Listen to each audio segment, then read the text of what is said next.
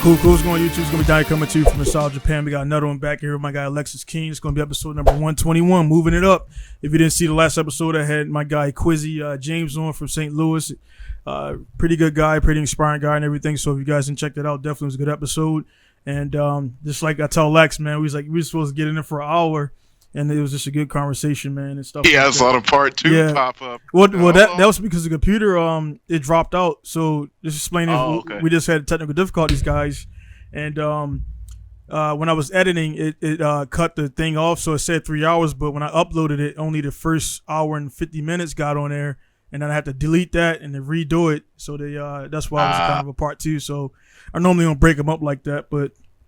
It is what it is, man. But anyway, man, what's been going with you, man, since the last time we talked, and how did the bike Togi event go? And then I scared somebody off, man. He didn't show up? He didn't show up? Nah, didn't show up. Didn't answer phones. They was shook. I don't know. It's the bike thing's interesting. I don't get it. Yeah. So, but that didn't stop us from running. We went back there, had a blast still. Yeah. Yeah, so I seen the video from the WitchCon. We'll definitely get into that, man. So what's going on in the background over there, man? What you got? Team of guys working on something, vinyls or something like that. What's going on there? In the background, these are my guys, Pro Style Wraps. You can find them on Instagram at What's up, guys? They handle all of my wraps. So all of my cars that are not painted are wrapped by them. So this bike, this RX-7 behind me, the other wide body RX-8, and now this R1 is covered in Pro Style. You can find them at Pro Style Wraps. So they were glorious enough. I just got off work, like we were just talking. I literally just got home. They were pulling up. They're helping me out, doing a house call, and this is rad. So you can never be more thankful for people that accommodate your schedule and get stuff taken care of for you the way that you want it to be taken care of. So pretty cool. Roger that. Shout out to Pro Style and everything, helping my guy Lex out and everything. So yeah, man, it's been. Like I said, I checked your video with the last track video. You said it's the first time there in 14 years, man. So how was that? Man. How was that?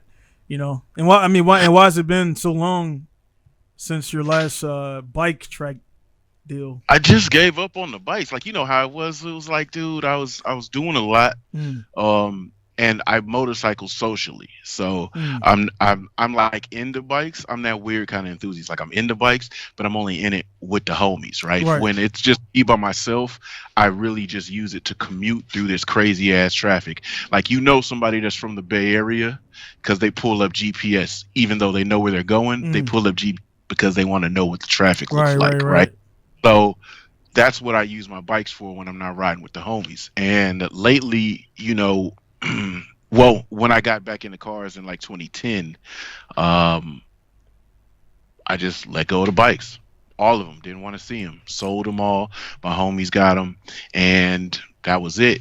And I didn't think about bikes at all until when I started working in the city, got back on bikes. And I was like, oh, man, trying to get my boys back in it. And literally my one homeboy that I used to ride and stunt with all the time, he picked up a bike. I was like, all right, it's over. We riding. Right. So, Sundays are usually the days for riding. We hit the back roads. But literally the Sunday after the dudes didn't show up for the battles, right? We went out there in the back road anyway, and we found some guys out there, chased some dudes down, like just had some good runs. But then we're planning our weekend run for this past weekend. And it was Monday, I swear. It was Monday afternoon, fresh off of work. And we were just talking about, oh, man, we got to find some faster people to ride with. Yeah.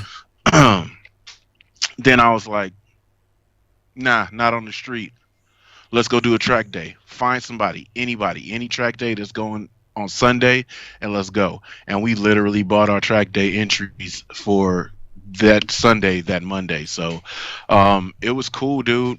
I mean, for what we already know as far as maneuvering motorcycles and things like that, we went to a track that I've already driven.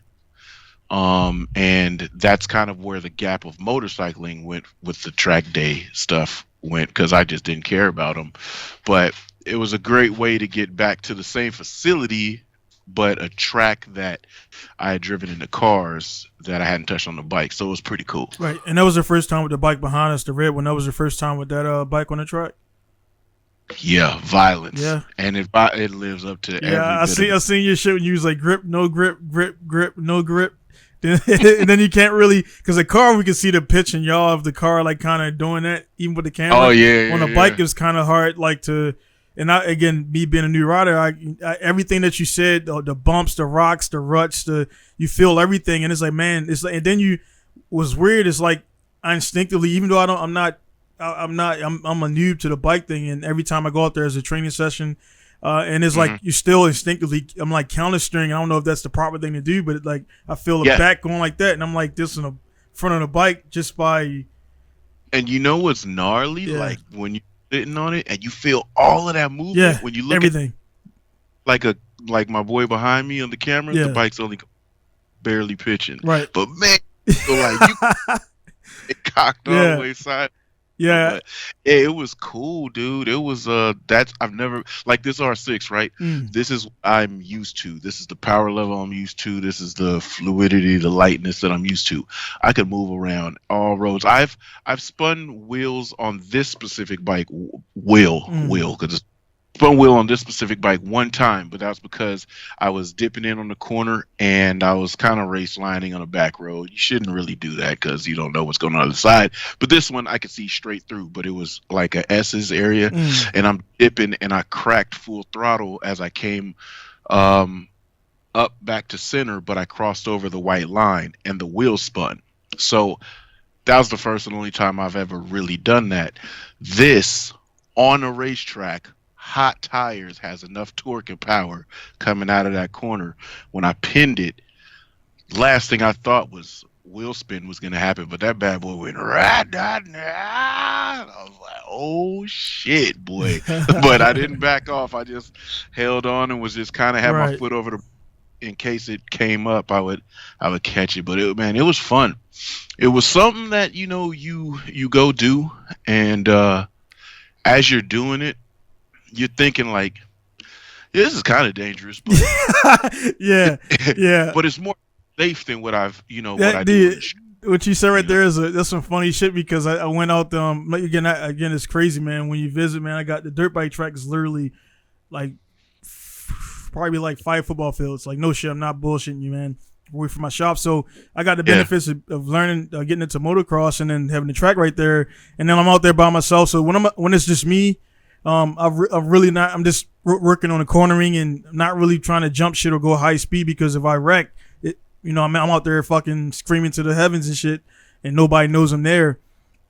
So yeah. I kind of keep it. That's one thing. I went snowboarding one time and fucked my arm up and had to drive home. I had to shift with my right hand. Yeah, it was so. You got to be. And I think, man, even though we go wild, we still got in the back of my mind. We got the kids. We got to get to blah blah blah. And it's like, yeah, Uh-huh. man. When I start jumping, I was jumping the bike, and I'm like in the process of hitting the jump. I'm like, yeah, it's just kind of dangerous, but I'm gonna jump it anyway. It's like I'm gonna do it it's anyway. like Yeah, yeah. it's like that shit's wild. And I think that having that in your mind makes you, hey man, make sure like when you fucking go up in there, grab the clutch, make sure you're not doing anything too wild or overshooting the jump or doing certain things, man. So it keeps you like playing it versus some guys like, hey man, this is dangerous. Let's just do it and Yeah, everything, I man. think that was what was really dope because we've got so much street experience and Mm, then so much track experience, but in the cars, we knew what to expect and what we were going to be able to do, knowing what our talent level is, right? So a lot of people, yep. they kind of go out there and maybe go a little more wild than normal. Yeah. We weren't doing that. In all honesty, out of all this vlog, because I've been editing it all day, out of all this vlog, no matter what you see, speeds, whatever, this was 5 or 6 tenths. It wasn't like the max, but because the track is so wide open and the track makes more sense, like Toge is like reactionary, surface, environment, and just your pace. Right. Those are all you consider there. On the track, whatever I can see is my land, Mm, right? So you have, I don't know, 25 to 30 foot of space left to right, edge to edge, and you just make the curves how you see them. And for motorcycling, opposed to cars, so cars, depending on the conditions, your setup, etc. You got a couple different lines. Motorcycles is the same thing, but motorcycles is two lines: a slow line and a fast line. Right. You know what I mean? You can come in on a bad line tight and then stay tight, or you can come in going hella hot, brake. They call it squaring off the corner and then shooting down the apex super fast.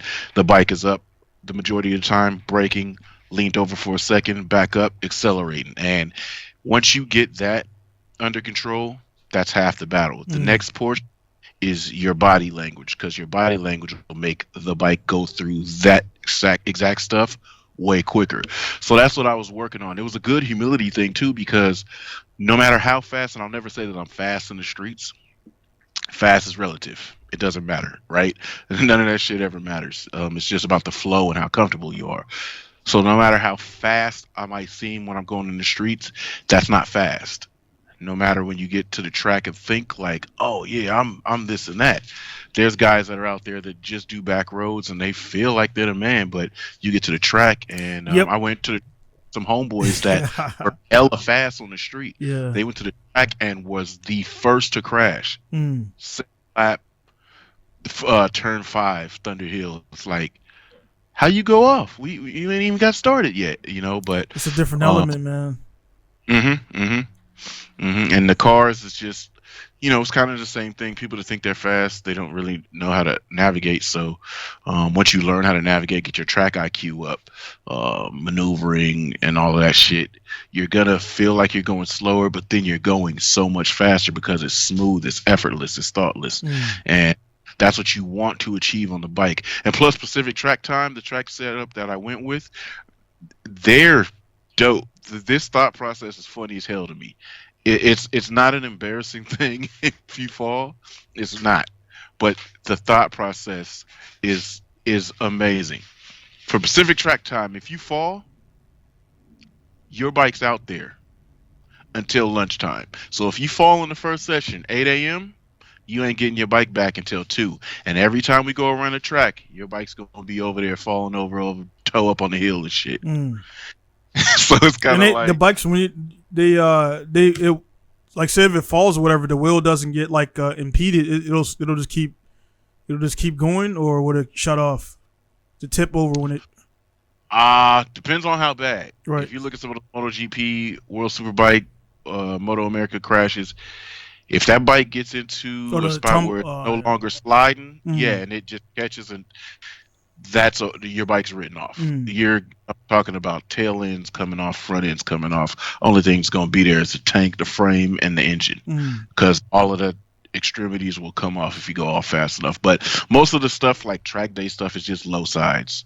Guys low side because they target fixated, turns going this way, and they just happened to look at the edge of the track right here, and they kept going there and went off. So a lot of guys low siding right there at the edge of the track, so bikes laying at the edge of the track. They like they'll move them like out of the danger zone, right? So the marshals, yeah, but they're not stopping the track day to get your bike out of there and holding everybody's time up. So that was something new. I've never experienced that, because with the car stuff, you crash, track stops, tow trucks come out, they get the car, they pull it off, they clean up the spill, they make sure it's good to go. And then if that's the end of your session, that's the end of your session. Next session is up, because they go on the time frame. So really, really dope experience. We're going back. We done already bought entries for another event, because we're super aggressive. So until we feel like we're up to par with everybody else, now no doubt the dudes are like, you guys are fast, like very fast. We want to make you guys faster by polishing you in. So some of the staff dudes came out and they call it getting a toe. They watch us, then they come by us, and then they come back and tap their tail. When they tap their tail, it's like follow me. You go where I go. And then they'll overemphasize stuff like this, poking their knee out, hanging off the bike, because they're like, at this point, this is how I want you to do this. At this point, we're still going through the corner. You still got your knee out, but now I want you here. So they do all that kind of stuff going at pace. Now, obviously, we can go like way faster, but it's more of a shadow boxing thing. A couple of laps. Then after that, then they picked the pace up, and it was a couple times he looked back and we were right there, and he's like, because he's hype, he's like, oh, these motherfuckers are flying, you know. So it's super encouraging environment, and it's so much cheaper than car track days. Yeah. So you could do like 2 of these bike track days for 1 car track. How much is it? How much is the run out there for? What's the price and then the session breakdown and times and all that stuff? So like for cars, like 360, 5 sessions. For bikes, like 170, 7. But how? What's the length for the session? So 20 minutes. 20 minutes. It's not 20-minute sessions. Yep. It's long enough that what I felt. It's long enough that if you ain't physically able to endure 20 minutes of constantly moving around, because remember, motorcycling is physical. You're moving around, I learned that right? The hard go way. forward, go backwards, sitting up, come down, trying to hold yourself forward on this violent acceleration. 20 minutes straight. Yeah. It was to the point where you come into the pit and we're sitting there, you get to unzip the monkey suit and it's like, oh my God. Whew. You get some water and then you hear your group getting called to the grid and you're like, swear to God again. Well, yeah, it's pretty dope. Yeah. But I like the fact that I can say I've done track days at every discipline that I'm into. So I don't just sit back and, you know, like I was just talking to my buddy at Thunder Hill because I came up over the hill to my boys' drift day. I was just talking to my buddy, and he's a Pro 2 driver in FD. He's like, yo, this is tough, man, because I'm trying my best. Things don't go the right way. And then Monday comes along and shit, not even that. They don't even give him time to do shit. Like when Justin won Super Drift, I'm texting him as soon as I knew he won. You know, so it's like that. People blowing your phone up. Oh, you should have did this. You should have did that. If you change this, if you change that. There's a lot of around the water hole pro drivers. Right. Everybody wants to tell you what you could have did to get a better situation. What I hate about that is a lot of those people don't drive. Right.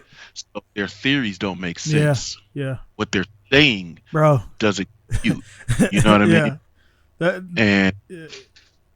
No, go ahead. No, I was saying like that's in all facets of life, man, where you got the guys like now, like I say, if a JR or somebody hits you up, then you take heed. You know what I mean? Yes, sir. You know what I'm saying? Like, but what you're saying is like exactly what it is, man. You got everybody who were scared to put themselves out there because that's the FD shit, the F1 shit, and we'll talk about Hamilton because that's in the news again.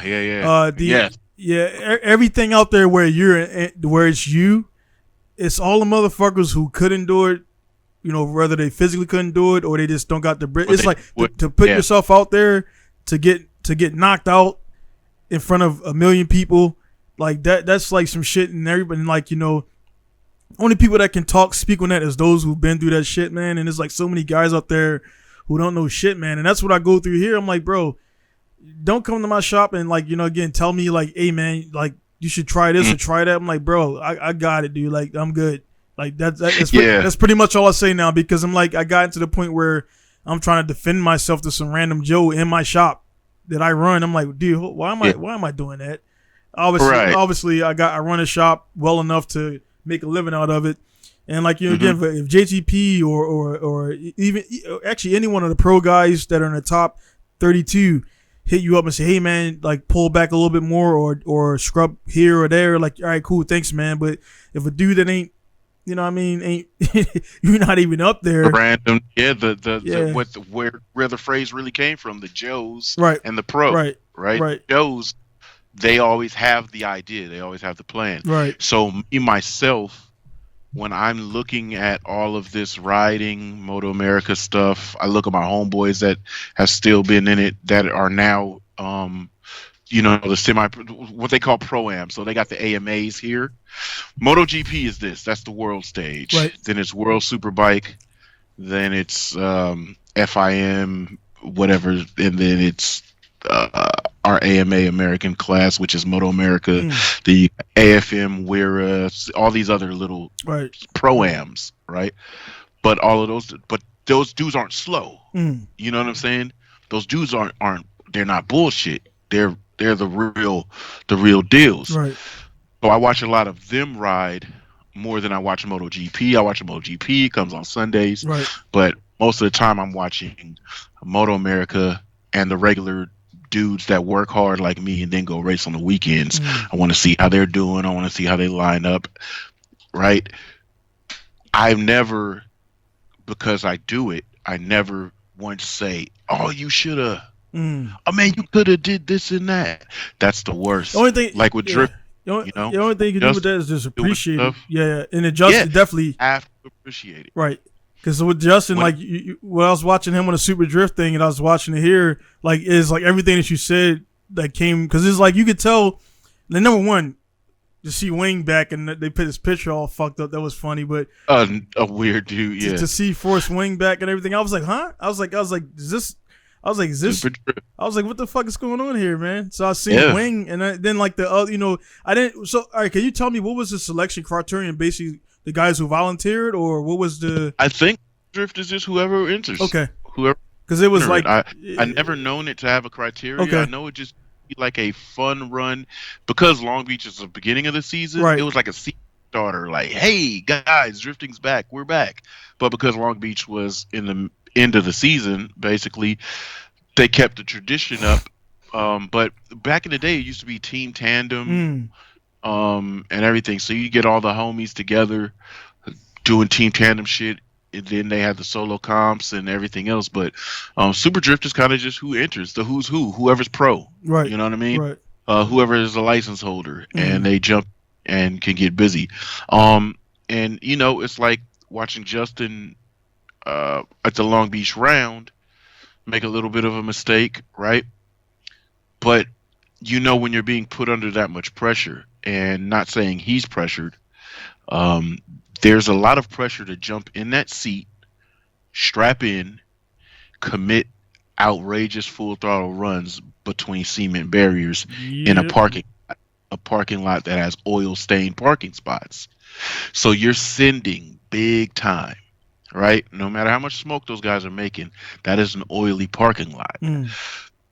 There's a little bit of pressure that's put on them inadvertently, that makes that, when you look at it, and people got to be real with themselves. When you look at it, and some dudes be like, I could do that, and they full of shit. Yep. You know what I'm saying? It's like yeah.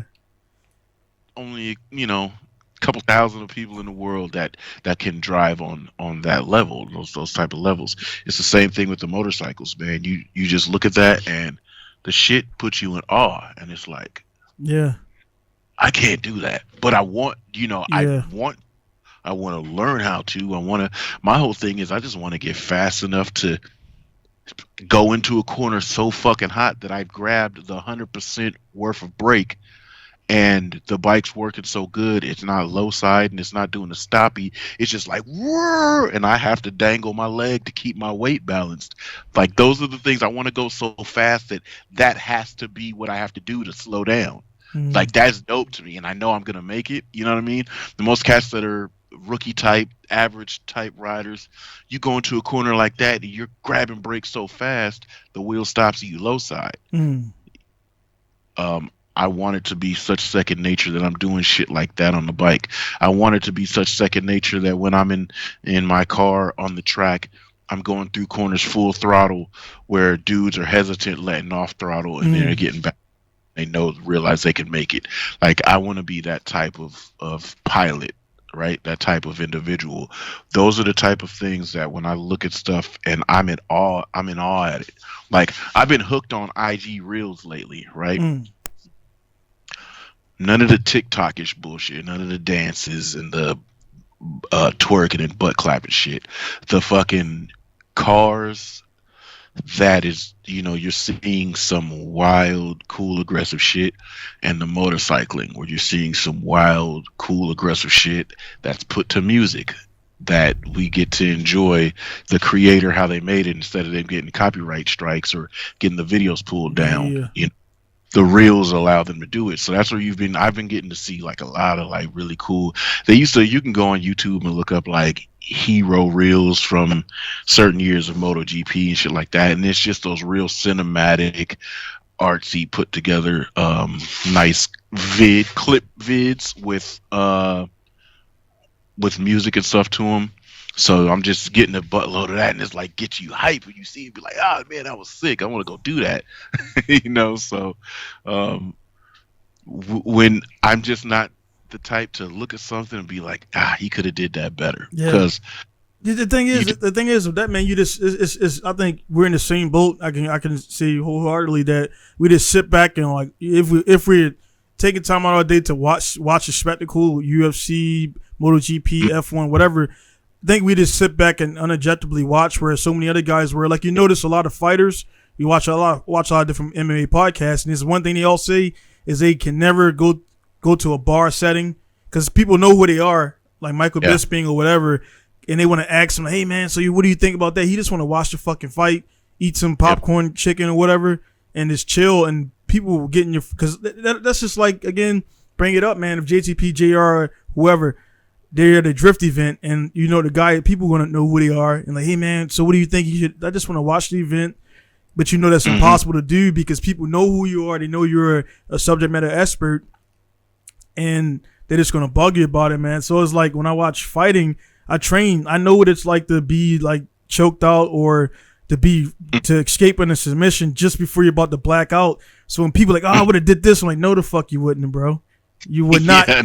I guarantee you never been that tired inside of 5 minutes with a dude laying on you and he feels like he's 1,000,000 pounds because you're just physically tired. You think you can move your leg, and then when you watch the video, you're like, I could have moved my leg, but you weren't thinking about that shit at that time. The top guys, they think about that shit no matter how tired they are, and it's a separation between a guy who trains and a guy who's a professional fighter or a professional whatever. It's just second nature things. Then for MotoGP, man, how many seats, or I don't know if they call it seats, but how many?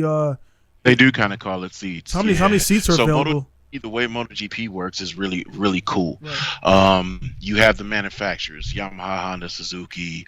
Kawasaki's not in it right now. Aprilia, Ducati, right? So you've got those manufacturers. You've got the factory works team. Right. Then you have the factory supported satellite teams. And then you might have a privateer or two that gets hand-me-downs parts. Right. Two generations ago equipment. The guys I root for.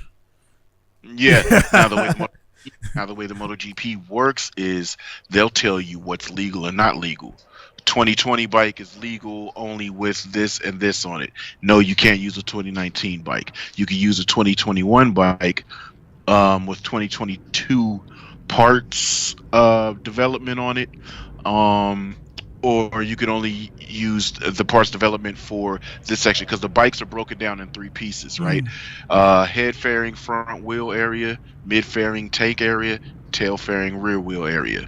You have aero properties, which is crazy to think. You have aero properties for each section. You can use 1 or 2 properties up to a certain amount of whatever. So the front wings, then the aero covers over the brakes and the wheels. The mid fairing has a wing section and a chin spoiler, or they'll have a diffuser deflector on the tail portion of the belly pan to deflect air off the back. They got all of that shit. Now, if you've got an older bike or something, I'm getting long drawn, but it's science, right? So it's like you got that shit. So you only might have 26 guys on grid. You're gonna have the privateers, the satellites, then the factory dudes. Wherever you're in the mix, that's where you're in the mix, you know, because racing is that day. How good are you set up with your team, with your riding, with the elements, a full sync of things, right? And you know, most time, and it's just because of preparedness, how repetitive it is for the teams. it's tough to stand up against the others. Yeah. But we all know, same like the NBA, you go talk shit to the dude on the bench and meet him in the gym, Yeah. he might blow your fucking Yep. head off. Yep. All fat. Like that's what kills him when dudes call like boxers like bums and shit. I'm like, bro, I don't get the lowest ranked guy will. Their sparring partner will beat the teeth out of it. Yeah, dude, you don't. Because I didn't know until recently. I didn't know that they had specific sparring groups. Oh yeah. That they had dudes that were, I didn't know that. I'm a casual boxing fan, right? Yeah. I watch the fights, but I didn't know how deep inside it goes in the camps. You got this many group of boxers. You've got this many dudes that are just like your kick around spar dudes. You got this many dudes that they watch every opponent that you might fight to fight like him. Fight you so that he can prepare you for his fighting style. Then you got those dudes that are just physically fit and will go rounds and bang with you to get you to run your 12 rounds or however many rounds your fight is set up for to get your endurance up. So it's kind of the same thing. You get a bench in basketball. This dude's gonna be hardcore crazy. He's gonna be an athlete. You get the bench on football. This dude's gonna be athletes. Doesn't matter what string he's getting on the field. Same thing with these MotoGP guys, with these AMA guys. They're absolute athletes. It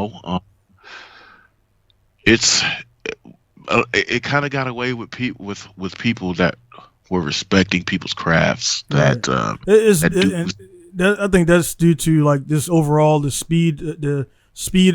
We kind of bring it up every podcast, man. How technology affects human structure and things like that. Like it's different than it was before, because like back in the day, like the medieval times, like the king would die and they had to send the warring tribe wouldn't know until it got out in the town. And now a motherfucker dies, is like you can tell, because like when Michael K. Williams passed, it's like as soon as I open my phone up, all I see is all right. So it's like kind of Facebook's become the town town hall. Like nobody really go. I honestly, and this might be a bad thing, I don't know the last time I clicked on CNN or Fox or any of those guys, because it's like the news that got to get out, the people will talk about it, and that's kind of what matters. The latest riot or the latest shooting or the latest John Jones doing something else again. I'm like, man, what the fuck? And what I mean, you just find out all this stuff by there, man. But like, one thing I want to ask you, man, because I know this is like definitely in your thing, man. Like, what's the separation or difference between like the GP rider and the dudes who do Isles of Man? Psychopaths, big nuts. But the Isles of Man guys, they're generally like just the European guys. Because Isles of Man, where's that happen? That's Europe, right? Ireland. And so those guys are just as a world open event, or just mostly local riders? Local dudes that have trained for that kind of shit all year, plumbers, electricians that are just nutcases on motorcycles. So think of that, right? Isle of Man TT is decades old, right? Decades old. For the guys listening, it's equivalent to I would say kind of Pikes Peak, or yeah. Like Nürburgring. Let's think of Nürburgring with walls, right? Where no barriers, and it goes through towns and shit, and towns, through the open plains, meadows, through the forest. It's on the island, so it rounds the island. Now, the TT time trial is literally just that. How fast are you gonna go? How quickly are you gonna go through this section of corners that has sidewalks and curbs and fences and somebody's front yards? All of these people are still in their homes. There have been bikes landing in people's front rooms because it goes bad. There's tons of deaths. That's just nutcases that do that. Really fast dudes. Those are toge monsters. Those are the back road stars that they can navigate a road, an environment in the rain, no matter what the condition is, and they go do the maximum that they're comfortable doing at that point in time. And it's terrifying to watch. Lately, there's been hella hood cats on YouTube that have been finding Isle of Man, making reaction videos to it. It's the funniest thing in the world to see hood dudes find this sport this race that they never knew about and sit and watch this.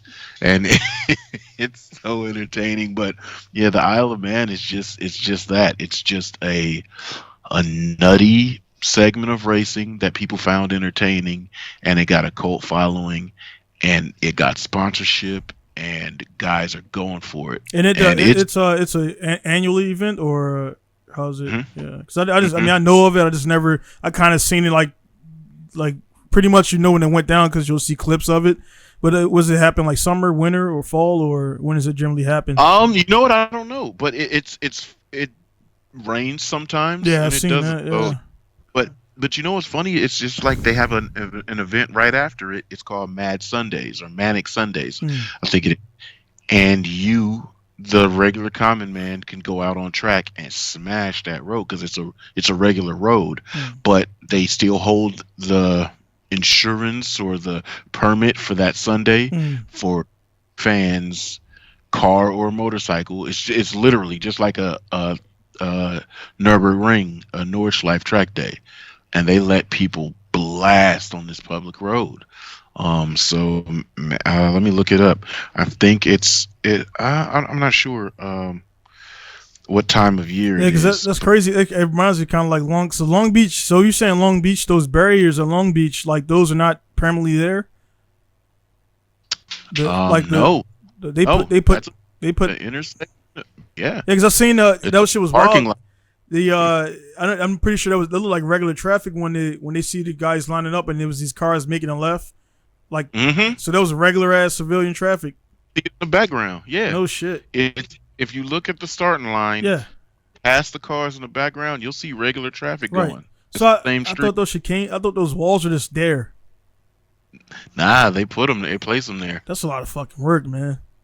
It is. That's a lot That's of work. why they pull the permit and Formula D double heads on back of Indy and all of that shit. Once they do it, once they get the permit for it, they jump on it and they have a week full of racing. Indy, champ car trucks, FD sports car series. They just run all the whole week. Yeah, it's a lot of money. So I would guess that all the I'm pretty sure the thing is business. So like that's what people don't realize about FD, man. The business behind it, the growth behind it, and all that stuff. So I'm pretty sure all the organizations get together like, hey man, let's split the costs, because it would kind of be shitty to charge them all the premium price if they're going to use the same barriers and layout. So they were like, hey man, well, since Indy's going to run, you guys going to run, it'll be this cost. Well, it was just all FD that weekend. I'm pretty sure they're paying a brunt of that cost because they got everything going on. But you're saying like this, so that I didn't know that. So pretty much anytime FD Long Beach was there, that wasn't the only motorsports event? No, Indy. I seen the trucks too. World Challenge, the little champ trucks. So all of those, they use the full GP circuit. Got you. So they pay the most because they've locked down half of the whole town. Right. FD uses just that portion. So but it ain't cheap. Right. You got literally, you have the city mayor, the police chief, the fire chief. Everybody's there. They're watching that event like a hawk. Right. Something ain't right. They're letting you know right then and there, and they tell you it will be shut down if it's not correct. Right. AKA that Camaro or the electric car that got shut down because they didn't have the fire extinguishers. No, they weren't permitted to have electric cars. Yeah. That probably one of the best places. Probably one of the best places to try to debut that car. Maybe they did it at VR, maybe a little bit not VR, but they had to really get legs on that and get out ahead of it to get their shit together to run it. And I think that debacle was that it wasn't. They were, dude, an electric car catches fire, it's on fire. Yeah, and it's going to keep burning. Yeah, I heard somebody got to put that shit in a big one of those things they call a runaway. Looking up some shit, kind of like when a diesel people who are not when a diesel engine gets a certain whatever, the shit won't turn off until it burns everything. The oil, it'll consume the fuel. Then after the fuel is gone, it's going to consume the oil. So that don't take too much longer. But they said the electric cars get like that when they get a thermal It's called thermal runaway, and they got to dip the whole fucking car in a tank. They got to submerge it and also you don't see. It's not like a fire. It's like a invisible thermal. It's literally thermal. So you don't see it. You get next to that shit, you get fucking vaporized and everything. So, yeah. So that's what I mean. Imagine the Tesla people when they get in those accidents. It's not really the accident. Is what happens as a result of those shits breaking apart, and it's a lot of acid and shit going on in there, man. You work with this stuff, so you know. Out here in Fremont, right next to literally right next. Our Tesla's right there, so 30 miles, 40 miles down the road, right? These fools out here in the Bay Area drive crazy, so there's always Teslas mobbing. And I think it was like 2 years ago, there was some really bad Tesla fires, and they burnt at least this deep into the freeway because they couldn't stop burning them. They couldn't stop them from burning, I should say. And big fires, like fucking nuclear shit happening. Just down both sides of the freeways because they couldn't contain it, and the car was too close to the center divider. So they're like, "Sorry, stop both sides." So shit gets crazy, man. And so that's why City of Long Beach is like, "No, that car ain't coming out here." And they stand on it. They ain't playing with none of that. Man, they ain't fucking, man. That's what a lot of people don't get, man. All fast as a businessman, motherfuckers say no because if they say yes, then guess who's going to take the brunt of that shit? They are. And that's why like us. They understand that shit, man. Our fire alarm shit. If I go do a test and I don't test the whole system, but I pass it, and you sign out shit, something happens. Yeah, and something happens, and that system does not work right, and they prove it. They look and see who was the last man that did the test. Fucking 6 o'clock news like this and shit. I'm straight to jail. Yeah, you'd be like, with the little Lexis King. Bang, bang, bang, bang, bang, bang, bang, bang, bang. Somebody please help me. Go fund me. Yeah, man. People don't. That's why, man. Like, you know, I think and people get so used to people giving them like, all right, man, like, or they give them the little puppy eyes. It's kind of suspect when the dude's giving you the puppy eyes. Like, you don't do that shit. But it's like, yeah, man, let me pass or whatever and blah, blah, blah. Sometimes it's something that don't affect anything majorly. Right. You can give them a pass. And, you know, I've been hooked up a few times in life, but when it comes to like, you know, shit that's going to cost big money if it gets destroyed, like, nah, son, we got to go ahead and stop that right here. You got to come back and try again later when you got the shit correct. And, you know, with that shit, man, with the motorsport stuff where, you know, there hasn't been any, like, for example, D1, there hasn't been any deaths like in the event itself from participants, but like a spectator was killed by it. It was a D1 street legal event, so that changed that changed the course of D1. Man, they had to shut down the season. They lost a bunch of money. They had to make the gates higher. It was all types of shit that it affected and everything, and that was because they were not lax on it, but nothing really happened before. So the spotters were cool to stand right there, which, you know, that's the most violent part of the track when you're full sideways, 500 plus horsepower, and shit comes off the car. All that momentum goes that way. So energy gets built, bro. Yeah. So it's like everybody. That event happened in Arizona where everybody laughed at it. That photographer got slapped with the wing, slapped in the face with the end plate. Bro, that shit could have been fucking decapitation. I didn't. Cut his head off. Funny because his face, basically he got the shit slapped out of him. But two things: social media made that fly like wildfire. That event could have got shut down and permanently banned. Luckily it didn't, but that's what could have happened, right? The still photo of it is so dramatic looking. A car that, you know, is at speed. Most of the regular public will think it's at 1,000,000 miles an hour because that's what they think motorsports is reckless 1,000,000-mile-an-hour travels of cars that weigh 10,000 pounds. I mean, that's not the case, but just the optics of it is that wild of a dude with his whole face getting smushed by an end plate, an aluminum end plate. Yeah, but that end plate wasn't there. That dude be dead straight up. If the end plate wasn't dead, we know. My wife was putting up an easy up at the track and got her finger cut open by Velcro. Yeah.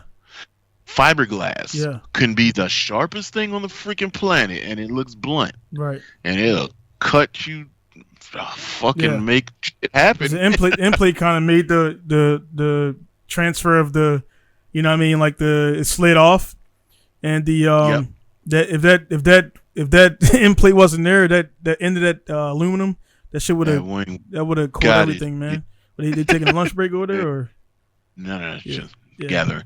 Yeah, but man, that shit could have been, because that, even with the end plate on it, depending on, like, let's say like I don't know who was drifting the car, but if it was more faster, that shit could have like definitely spun his fucking head around, broke his neck. You know what I mean? Or if it hit, because you know how end plates are set at a certain height or whatever on the actual element of the wing. So his face happened to go under where the element was at. So yeah, it got some flex. If his head was higher at the element, that would have blew his shit apart. Yeah, man, that shit though. Yeah, and it's shit like that, man. You know, it's just, I guess people not being really cognizant of how fast shit really goes out there, and they figure like a cars look, because you've been to enough drift events there, but guys are not going that fast, but still, even the slowest guy, if you stand in front of that, you getting fucked, man. Like imagine you jump on the track as a guy is mangying back. That's a lot. That's 3,000 pounds plus. Didn't that just happen? Well, that happened in one of those air. Was that at Ebisu? Well, that what was that? Well, that you're talking about coming down. That was you talking about recently where the guy came on the track and he came on the track. That was that was Fausto, like pretty much one of the top guys in FDJP. He was the guy that drifting that guy. Yeah, so he was with he got his car hit. That was right. He was a Rob. Well, how crazy it is, that was Fausto, pretty much like the guy in FD Japan, everybody, because he drives the S15 Wild Style, and that was the guy Kenny and Robbie. So that was the two announcers for FD Japan. Oh yeah. So they were in the train. Robbie or Kenny was behind Fausto, and the guy that come on. Oh, they were on track drifting. Some other dude. Yeah. Okay, So I thought you said that was no. All right.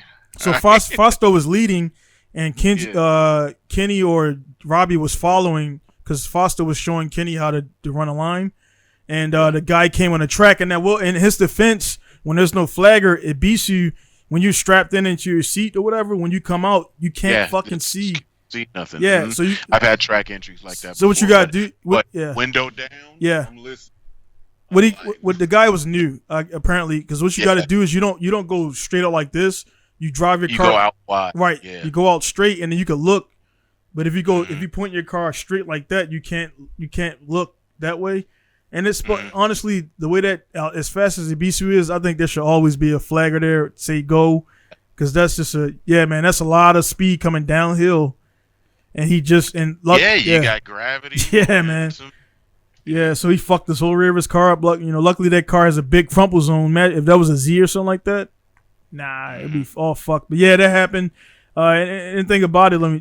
Matsuri's ready to close. So Matsuri, look out for the video, because that's just about to get nuts. This shit's about to get, because they only got They're gonna go crazy the last couple of events. Huh? Well, it's only 2 more months. That's it. Yeah, it's going back to a rally track, right? Yeah, it's gonna go back to a rally track. So I'll be out there, take a car down there, and do whatever. But yeah, I've driven it multiple times, so whatever. It's just guys who didn't get a chance to drive it are like, oh man, my dream. Because pretty much Minami is the track that everybody wants to come to. It's just, and that's getting taken away, and that's, but that's business, man. Like, again, I just sold a car the other day that I didn't want to sell, and but I gotta keep business going. So you gotta do what you gotta do, and nobody's in Kumakuma's pockets but him. Right? Yeah, so, that part. I mean, and it's been modified over the years. But what they're saying, D1 didn't want to come back, but they're looking at the rally schedule, and the rally guys want to use it. So it's like, hey, man, I mean, I'm getting paid. I got to get paid. So, it is what it is. Yeah. Sad, yeah. But it sucks. Business is business. Yeah, because that's a lot of fucking, bro. That's a lot of asphalt to rip up, man. Imagine how much it costs to pave that. I'm pretty sure it's paid for itself over the time, but still, man, that's a lot. But I wonder, did he get all of that from the mudslide? All of that dirt's already gone? That's the track behind Ibisu. Ibisu got fucked up the first time. The last one was Nishi course, which is west, which is behind. So he was saying something big was going to happen. They made a bigger track section of it. Mm-hmm. I thought he was going to add a bank, but that I was thinking too far. But yeah, so Mm-hmm. So people weren't happy about the Minami going away, and they were like shocked. You know, that's the most iconic track. Like, yeah, it was a little weird. I mean, but hey, it's not my business. You know, I'm a right. Yeah. Yeah. So it's going to go there. It's just people got to understand, man. People going to do like nothing's going to stay the same. But what I was wondering was if he can keep it paved and just put dirt over it. I don't know, because I don't know if that that shit will constantly slide away, and that's a lot of shit. Yeah. It's a lot of shit to fill, man. It's a lot of it's a lot of dirt. I mean, because under the track is dirt already, so they just gotta break the shit up, break it up, get that out of there, and then fill it in with some topsoil and everything. But I wonder if the layout's gonna stay the same. Because honestly, that'll be some. I'm gonna definitely build a car to take down there because that'll be like some cool YouTube shit. And like hit up, I'm definitely gonna hit it up when it opens because that's just what I'm gonna do. You know what I mean? Because a lot of the other cats here who do the YouTube shit in Japan, like it's only one or two that really drives. Everybody else is kind of Salmon and Lexi. What's the and who? Nariero. Yes. This one dude. Fuck, his name slips me, but I don't know. Crap, his name's Lissy, but yeah, I check his stuff out here and there. What does he normally do? Drift. Drives an S15 or something. Well, that S15 is, I think that's the Sam. No, I'm not sure. The Sammy guy, I think he has S15 with the. No, not the pink S15. It's a black dude with a white S15. Oh yeah. That's the cat I had on the. That's the cat I was telling you about and everything. So, yeah, he's. I gave that guy, to be honest, man, because I gave him a chance to publicly, say what's up and everything, and he just kind of. That's the cat I had on I had him on the podcast, Cadell guy, and I gave him opportunity to make. That's his name. I gave him opportunity to make shit right, and I'll talk about it now because I was trying to keep it under wraps. But the basically like he fucked up a situation, man, and everybody's gonna make their decision and choice and everything, and you got to learn and grow on your own. So I mean, I pretty much told him like I don't want to say nothing to you. We see each other in public. Because I'm not going to do the social media shit. I'm a man.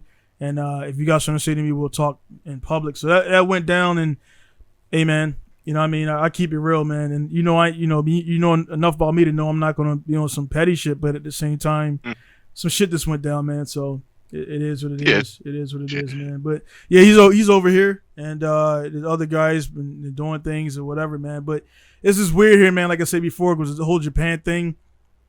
Everybody would rather do their own lane shit and try to be like that Albo dude. I watched that Albo stays over in this area than the other cats. So I watched that and I'd be like, damn. I mean, I know Japan's big. Yeah, I had Albo on a podcast. You know what I mean? So I had him on there. Real philosophical guy, nice guy, whatever.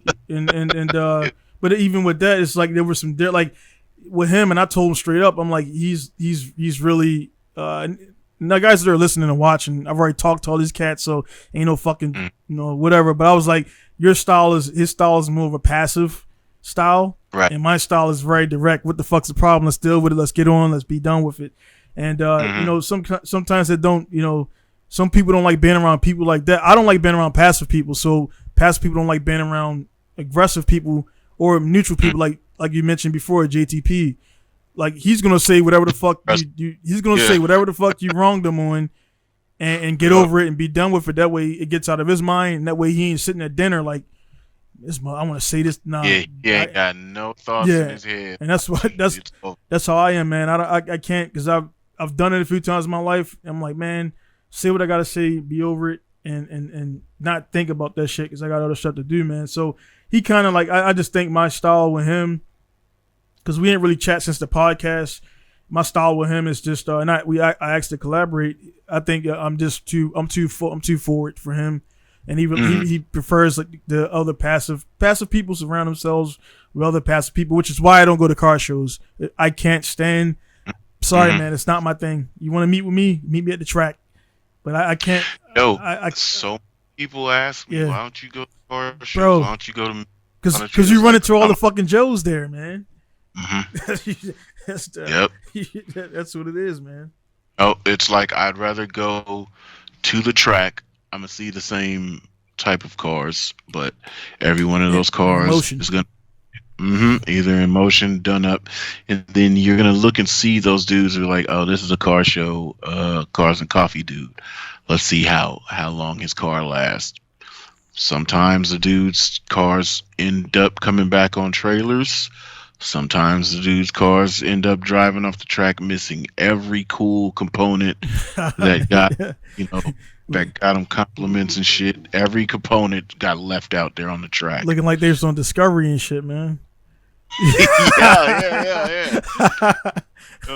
So, I mean, it's really funny. It's really interesting. Yeah. Oh, you know, and I see that, and guys really like. I got a group of dudes that always be like, "Yeah, why don't you come to bike nights?" Be like, for what, bro? I'd rather put my kickstand off my bike and put it on the stand just like this. And when I bring it out, I'm not hopping off of it. I can pull up to the gas station, slide my card, pump the fuel, and ride off. There's no reason for me to use my kickstand when I'm outside. I want to ride. You know what I mean? I want to get busy. That's all I want to do. I don't want to go chill and then hear this man talk to this man down because his bike costs this much. That's what the battle really was. It's a group of my friends. They all got these high dollar fucking bikes, and it's like, oh, I'm the man. No, you're not. Come on, you're not the man, bro. Let's go. Some Japanese bike is about to run your shit with me. Any road, whatever you want to do, like it's up to you. Like I just don't like the little broing, you know. Yeah. Oh, I got this, so your shit ain't all that. Nah, man, what I don't get, man, is I'm all that. Yeah. I don't get that shit because the guys who, you know what I mean, the guys who got multiple things, they're solid and everything, they're pretty much a chill guys. Just the dudes who have like that one item and it might be the shit as far as price level or just the functions or whatever you got done to it.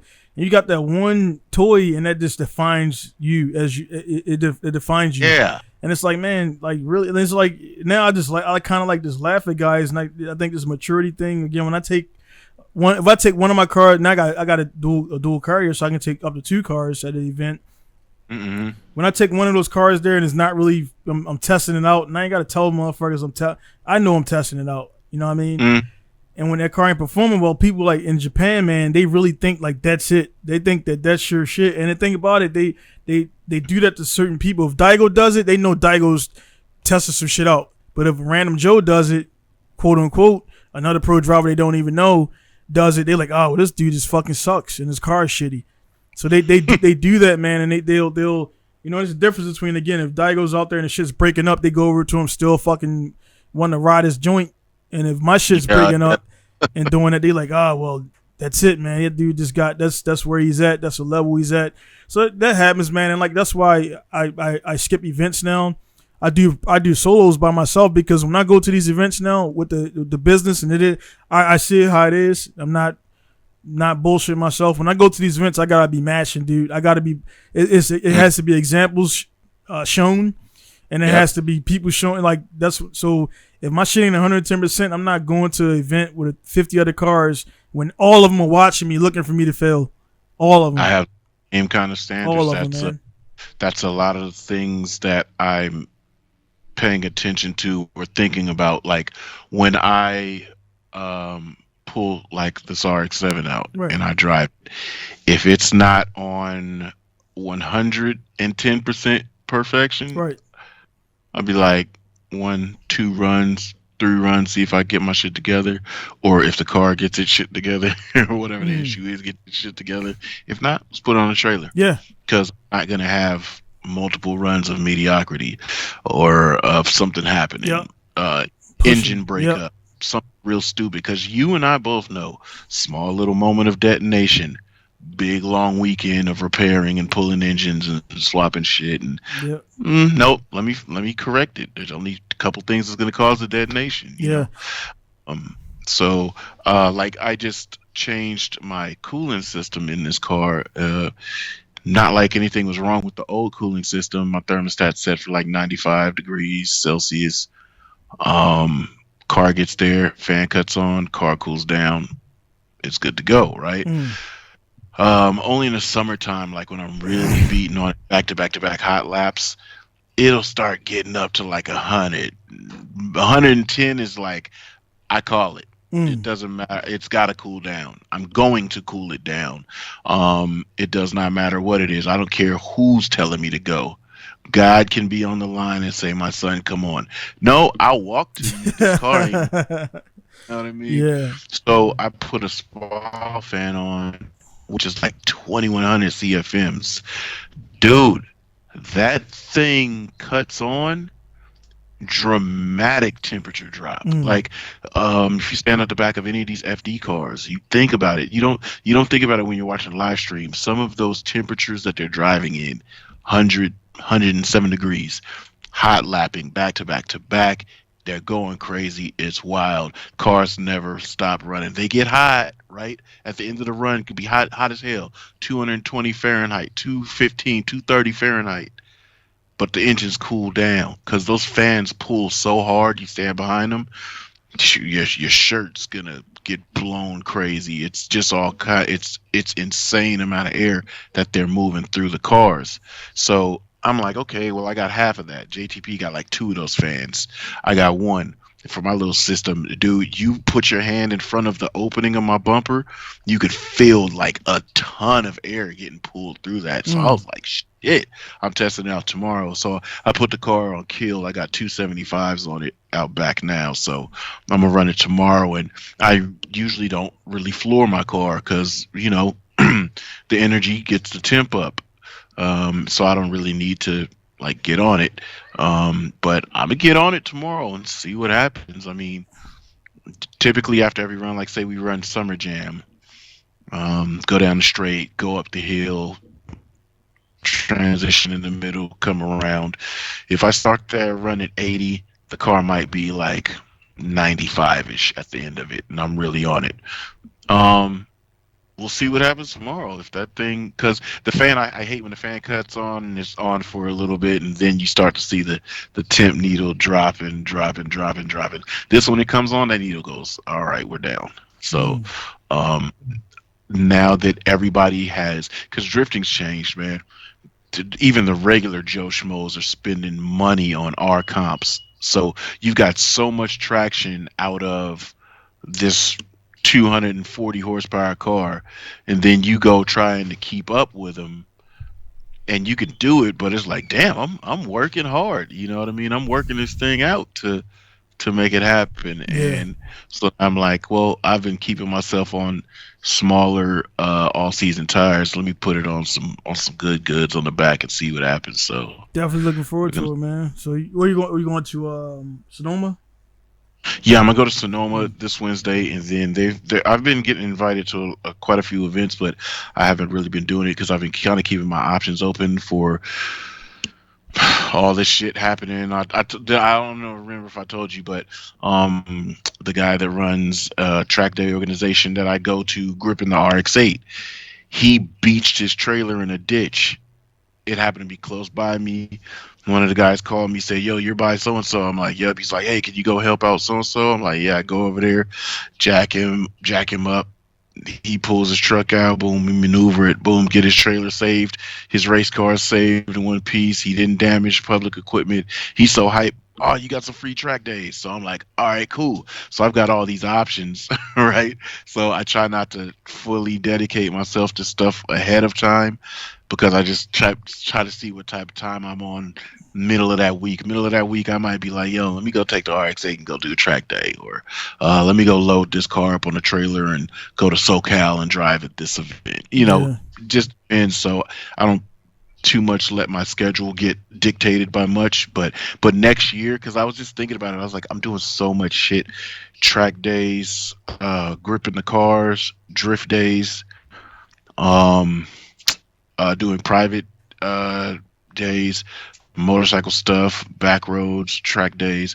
I'm like, I need to get a calendar, get all that shit, and just be like, I'm doing this weekend, this weekend, and run it all out because I've been winging shit for the last 2 years. Just like, all right, I'm gonna go to this. All right, Mm. I'm gonna go to that. and people will be like, oh, "You were just in what you call it this weekend, huh?" Like, yeah. You're like, "Damn, you got back that fast?" Like, yeah, I'll be driving through the night, tired as shit. Yeah, yeah, man, it's just crazy, man. Cause that's the same thing. Well, like I said, I'm heading down south to take care of some stuff. By the time this come out, probably I should be on the road. Maybe not. But that and then like so again I got my two cars. I got my S14, S13. I'm trying to get up. Having some just working through working again. Guys don't understand, man. It ain't just like install parts and then do the it's multiple sessions to get everything right. Hell yeah. And I don't want to force it, man, because it's like I've already been to the point where like like you say, man, it's like one more lap where you notice misfiring, and you go out there and then it really misfires at 8,000 RPMs. Really. Yeah, man. So it's like I went to the track the other day and I posted that picture. Maybe you seen when it was like the sun was setting, and I had that 13 on there. Well, that day I had the camera set up, but this shit didn't. I actually got there. I got there with 30 minutes to spare, and I didn't have enough time. And they actually let me go out there. I was just going to do a quick brake test. And, really? Yeah, and just like do a little bit of spinning around and put it back on there. But I didn't get to that. I did some figure eights, and as soon as I hit it, what happened was I had the Helltech in there, and I didn't get a really chance to set it up. I was going to do my tuning there. The setting that it ran on the trailer, and everything's revving up, but in the process of me letting it warm up, and it wasn't moving. It got too hot, and the Helltech default setting has a setting where if it's a certain temperature, and I didn't have my laptop, I had time for that shit to plug it up. Yeah. So the safety setting it pulls timing, so it wouldn't rev. And I'm like, man, fuck this. So I just did some figure eights to check the diff and check the brake, and everything worked, and pretty much the e-brake worked, and I put it back on the trailer. Because that's kind of like what I did with this. I've never just let this car sit and idle without getting ready to go. Right. I let it idle and as I'm driving. There, right, exactly. Behind, get it up to temp, and I hit. Right. So as I was testing this fan, I'm sitting there like, oh man, and I'm listening to it. But Justin did such a good fucking job. Like they did such a long. I've had this car on the dyno. Like a dude asked me the other day, like asking me for the blueprint on making an RX-7 be like mine, and I'm like, sorry, I'm not gonna give it to you, because the amount of time that we put into making this car what it is and operate as flawlessly as it does, dude, you cannot. I can't even. Like I said, Justin charges me. I pay for my shit to get done. But I can't tell you, if I had to pay for the actual man hours, how much that would be. Weekends worth. I pay for the dyno, but 13 hours on a dyno. Yeah. You know what I mean? And just like a lot of things, changing things. Oh, fuel. Sure, let me go over to this part of the city and grab a fuel pump while you guys are pulling this out and doing this and that to it. Put this in. Oh, we ran into so many problems when we find certain things, and then we just fine tuned like my startup, my idle. There's so many things. Like I drove one of my boys' RX-7s. He just got his car done. If you hit the throttle like this, the car will almost cut off. It stumbles, falls on its ass.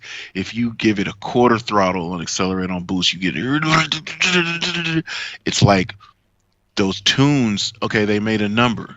How drivable are they? I could drive this car like a regular ass car. I can go at any throttle input I desire. I could do whatever sharp throttle on off, and it just boom, and it just operates like a normal factory car, right? So the time that gets put into this, it's just like, dude, I can't just give you the blue as to what we're doing. So many times I've been very protective of, like I've got the Link ECU over there. Not like the person's that going to tune it is going to do anything, but you never know who they know that will be like, oh, you tuned Lex car? Can I see his file real quick? Can I see what's his shit at? Vargas, he said something the other day. He said, man, your car could make so much more mid-range if you went E85. I said, how do you even know what my car makes mid-range? You have no clue. My car makes more mid-range power than LS's. I was like, So to say that, why I don't go on E85? Because I don't want to. That right there is a tuner. That right there, man. I stopped that shit at my door, man. Because people like that you get that shit right there. That comes from. I never go up to any other fellow driver and say, hey man, you should, like, I never do that shit. And I know a lot more shit than a lot of these guys because again, I do it for a living. You know what I mean? So they just drop their car for the shop and do whatever. And that's no knock on them. They just know where they at with the stuff. So it's like I never go up to anybody in the pits and say, hey man, you should loop that line or you should pull your source from there. Ain't my fucking business because it ain't my car and I ain't build it. You know what I'm saying? If they bring it to you, then then the guys who come to the shop like, hey man, I was on YouTube and I let them talk for about 5 minutes. Like, well, here I'm the guy, so if you're gonna get it tuned here, let me do my thing. If you're gonna consult with YouTube, you can go take it yourself and go do it yourself. And they're like, oh no, man, that's why I came here. I'm like, all right, well let me do my thing. Let me tell you what is gonna happen. For example, this is one thing that kills a lot of people, and this is my theory, and I use it a lot. And it's not because I don't have a dyno here. I have access to one dyno that's 15 minutes away, and I got access to another dyno that's about an hour away where I can get on it if I need to tune it. But I have tracks 20 minutes away and 30 minutes away. So in Japan, man, like, and I talked to some other tuners, I told you before, they tune on the track. They have access to a track. It's $40 to get on the track, and you got access all day to a full track for $40. So it's like I'm gonna put the car out there, and it doesn't require a dyno. I'm gonna do my mid range, my low range, high range, and I have actual on boots on the ground numbers. Versus like if you're in a place where your track is 3 hours away, then you got a dyno. Of course, you want to put it on a dyno. That's just, it makes more sense. Then you take it to the track and do your refining. So when I tell guys, hey man, I take your car in my trailer, I go to the track and get it tuned, and when I put them in a car and go for a test ride, they're like, oh fuck, man, like my car feels totally different. This, and this, and it's gratifying. I did it yesterday with a cat, and I'm like, yeah. He's like, so you just drive around? I'm like, yeah, I got spots where I can get on it a little bit. It's safe. Your car's not in danger. I'm good. Your car's mechanically safe and everything. So they like, well, my guy was telling me it has to be a dyno. I'm like, that's his thing, man. If he wants to do it that way, that's fine. But that's how he runs his business. But there's all different kind of theories in the tuning, and that's where you go. I mentioned before, you go to Tsukuba, and Tsukuba is not the car and the driver is whatever, but it's the mechanics. They also put in their theories like if I turn my canard this angle, I'm going to go faster. If I turn my canard this angle, I'm going to go faster. So there's a bunch of theories and tire selections, tire widths, all types of shit out there that plays into that time. And then a lot of that's one thing that irks me, man. When guys come to my shop for my service and then want to tell me how to do it, I'm like, nah, bro, it's gonna go my way because I know what I need to do, and I'm not here with a sign. Hey, man, tell me how to run my shit. It's just not how it works, man. And it's really tough to respond to that and not like seem like, yeah, you know what I mean. I've had to do that twice. That exact face. I know, I've had to do that. I read that with that face. I said, what? Yeah. Because look, how do you know what my car makes? Yeah. You have no clue. You can't tell me that the car is gonna make this much more. Yeah. You don't know. You don't know how my car is set up, right? And then on top of that, he kind of got the idea when I said, if I make more mid-range power, I'm going to have to change transmissions. Right. I'm way up the torque level of this car. Oh, you got that much? I got that much. Yeah. Like, yeah. So yeah. Why I don't change the E85? Because every track I go to has it there has 100 at the pump. This car runs on 100. No matter where I go, I can get 100 octane. Right. Yeah. That the whole thing, man. E85 is not even in Japan. We have high octane and everything. So that's seems like more of an American thing where everybody's trying to push that. And the thing about it, if you look at the science, because that's what I do, I look at the science. Like I was like, all right, it's great, right? But everything that's great has an opposite effect. So what's which gone like imagine all these cars I got outside right now. They all got like just enough fuel to kind of turn on. Some of them that's like deep stored, they're drained. But I've seen where the guys don't look at it when an E85 sits and you don't use that shit, it separates. Yeah. Yeah, that shit's not meant to be sitting in your car for a year. That shit will separate, and you know what I mean. I'm like, yeah, And knowing me, Yeah. when I get in my I'm not doing nothing moods, this car will sit for a year. Right. And I'll start it right up with that 100 octane that's been in it for a year. Right. Drive down the block all sweepy and shit. Yeah. It mixed up. Go straight to the track. Yeah. No problem. Yeah, guys don't get this shit, man. I just think it's I get. Worry about it. Yeah, I get as a. I generally don't comment. I left most of the RB groups, but there was another group I was in from Australia, and the guy put up an RB20 with it was what 1500 cc injectors, this something GTX something turbo. The build, the shit was just, that build was like he couldn't have consulted with a shop. If he did consult with a shop, that shop is the parts didn't fucking match, man. It was just like, bro, what the fuck is going on here? All that shit on the RB20, which I respect the RB20, but I'm like, bro, that car, that engine, a small turbo upgrade, and then you go bang, you don't put all this shit on that engine and then try to sell it for $40K. The R32, and I'm like, bro, like who the fuck consulted with you on this build list? Because if I send a customer in my shop with a build like, and somebody else sees that shit, I deserve all the heat. I deserve all the heat for that shit. All of it. Yeah. You know what I mean? That's just like, you don't, that build sheet is imbalanced. Like there's no need for a 1500 cc injectors drive an RB20 driving daily. Bro. Yeah. So my homeboys, two of my homeboys. What E85 by the way, my bad. That's what E85. With E85. It's tuned on two that. Yeah. Homeboys have similar outputs and built on their FD. One dude's twin turbos ran non-sequential. One dude's a single turbo. One dude's 330 horsepower. One dude's like 350. One dude revs further. One dude doesn't. And they raced. And the dude with the more built car, he lost or got kept up with. He hit me up. Yo, I want to do 2 million cc injectors. And this and that. I'm like, for what? You drive the car around daily. You don't just use it to hammer out. You know, and I'm like, and on top of that, I don't have injectors that big in my car. I have big injectors though, but I don't have like injectors that fucking big in the car. So it's like, right. You know, why do you think overkill is what's required? Yeah, because a lot of the times, dude, keep it simple, stupid is the best phrase, the best motto. I told you, man. That's how I'm coming over. I mean, I already announced it and everything, and I don't know why I got to fucking announce I'm American coming over. I live in Japan, but I'm coming out like I gotta announce this type of shit. Like, man, I'm gonna show up, and that's what I've been kind of doing, man. I don't really. I know you do the same thing. I noticed you do like you be at mad events, and you don't be like, yeah, I'm gonna be there, like Sunday. Come out and see Lex at this thing. Like if you see me there, you see me there. And they be like, and now you get the dudes now, and that shit I know you get it because it's funny to me. Oh man, I didn't know you was coming through. Why? Because I didn't post it on IG. Like. Nah, bro, you ain't got to know my moves and shit. You know what I'm saying? Because if you got, that's why I told him I didn't know you. Yeah, there's no good if I never said it. Because guess what? If you like, hey man, let's take Lex out and take his RX-7 and get those files and shit.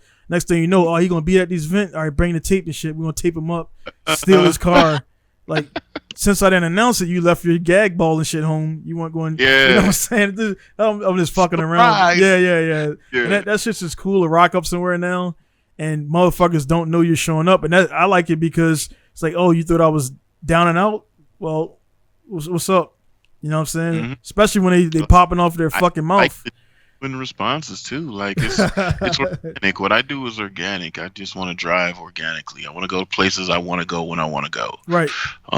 When I pop up, it's because I want to be there and I want to drive. And then when people see me, if they're rocking with me, it's because they want to rock with me. It's not because I mentioned I'm gonna be there. Like if I ever become like super fucking popular, it'll be really weird. People are not gonna know how to get in contact with me. Like they're not gonna know where I'm gonna be at. It's just gonna be like, damn, this fool is here.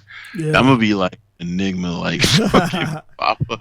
Oh, this fool was over here. Oh shit. When you saw me, it was good, real genuine high fives, conversations. I did some good driving or riding, whatever the case was, and I went home early. I do that so much. My homeboy that runs the grip events, he be texting me, "Don't you leave yet? Don't you leave?" Yeah. Knowing I'm covert. Out. Cause, yeah, because you probably don't be like, because it's like, your only person that I holler at before I leave is a track owner. That's it. Yep. Like, hey, thanks for the event. See you later. Like that's the only. It sucks to say that, but that's the only. Like if it's 50 cars there, unless it's like, you know what I mean. And honestly, I would say it don't happen because I ain't really got nobody that I'm really tight. I mean, you know, to be honest, I ain't got nobody like that here because everybody they kind of they and the thing about it because we kind of do our own thing. Like you know, Twan. Like he kind of we're cool, we're cordial. We had some stuff go down and I talked to him about it. But like we're alike where he does his thing, I do my thing, and we're in the same place. We chop it up. Other than that, we don't really communicate that much. And I'll be like, I'll throw like, all right, I'm out of here or whatever to him, or that's pretty much it. And the track owner. Other than that, everybody else, I'll see you later because we ain't on that platonic level where I got to tell you bye and shit. Like you don't know me. You know what I'm saying? Somebody asked me if I was still cool with my cousins. Oh yeah. My cousins that I really fuck with. And I was like, why you ask that? It's like, you don't never comment on this shit. I was like,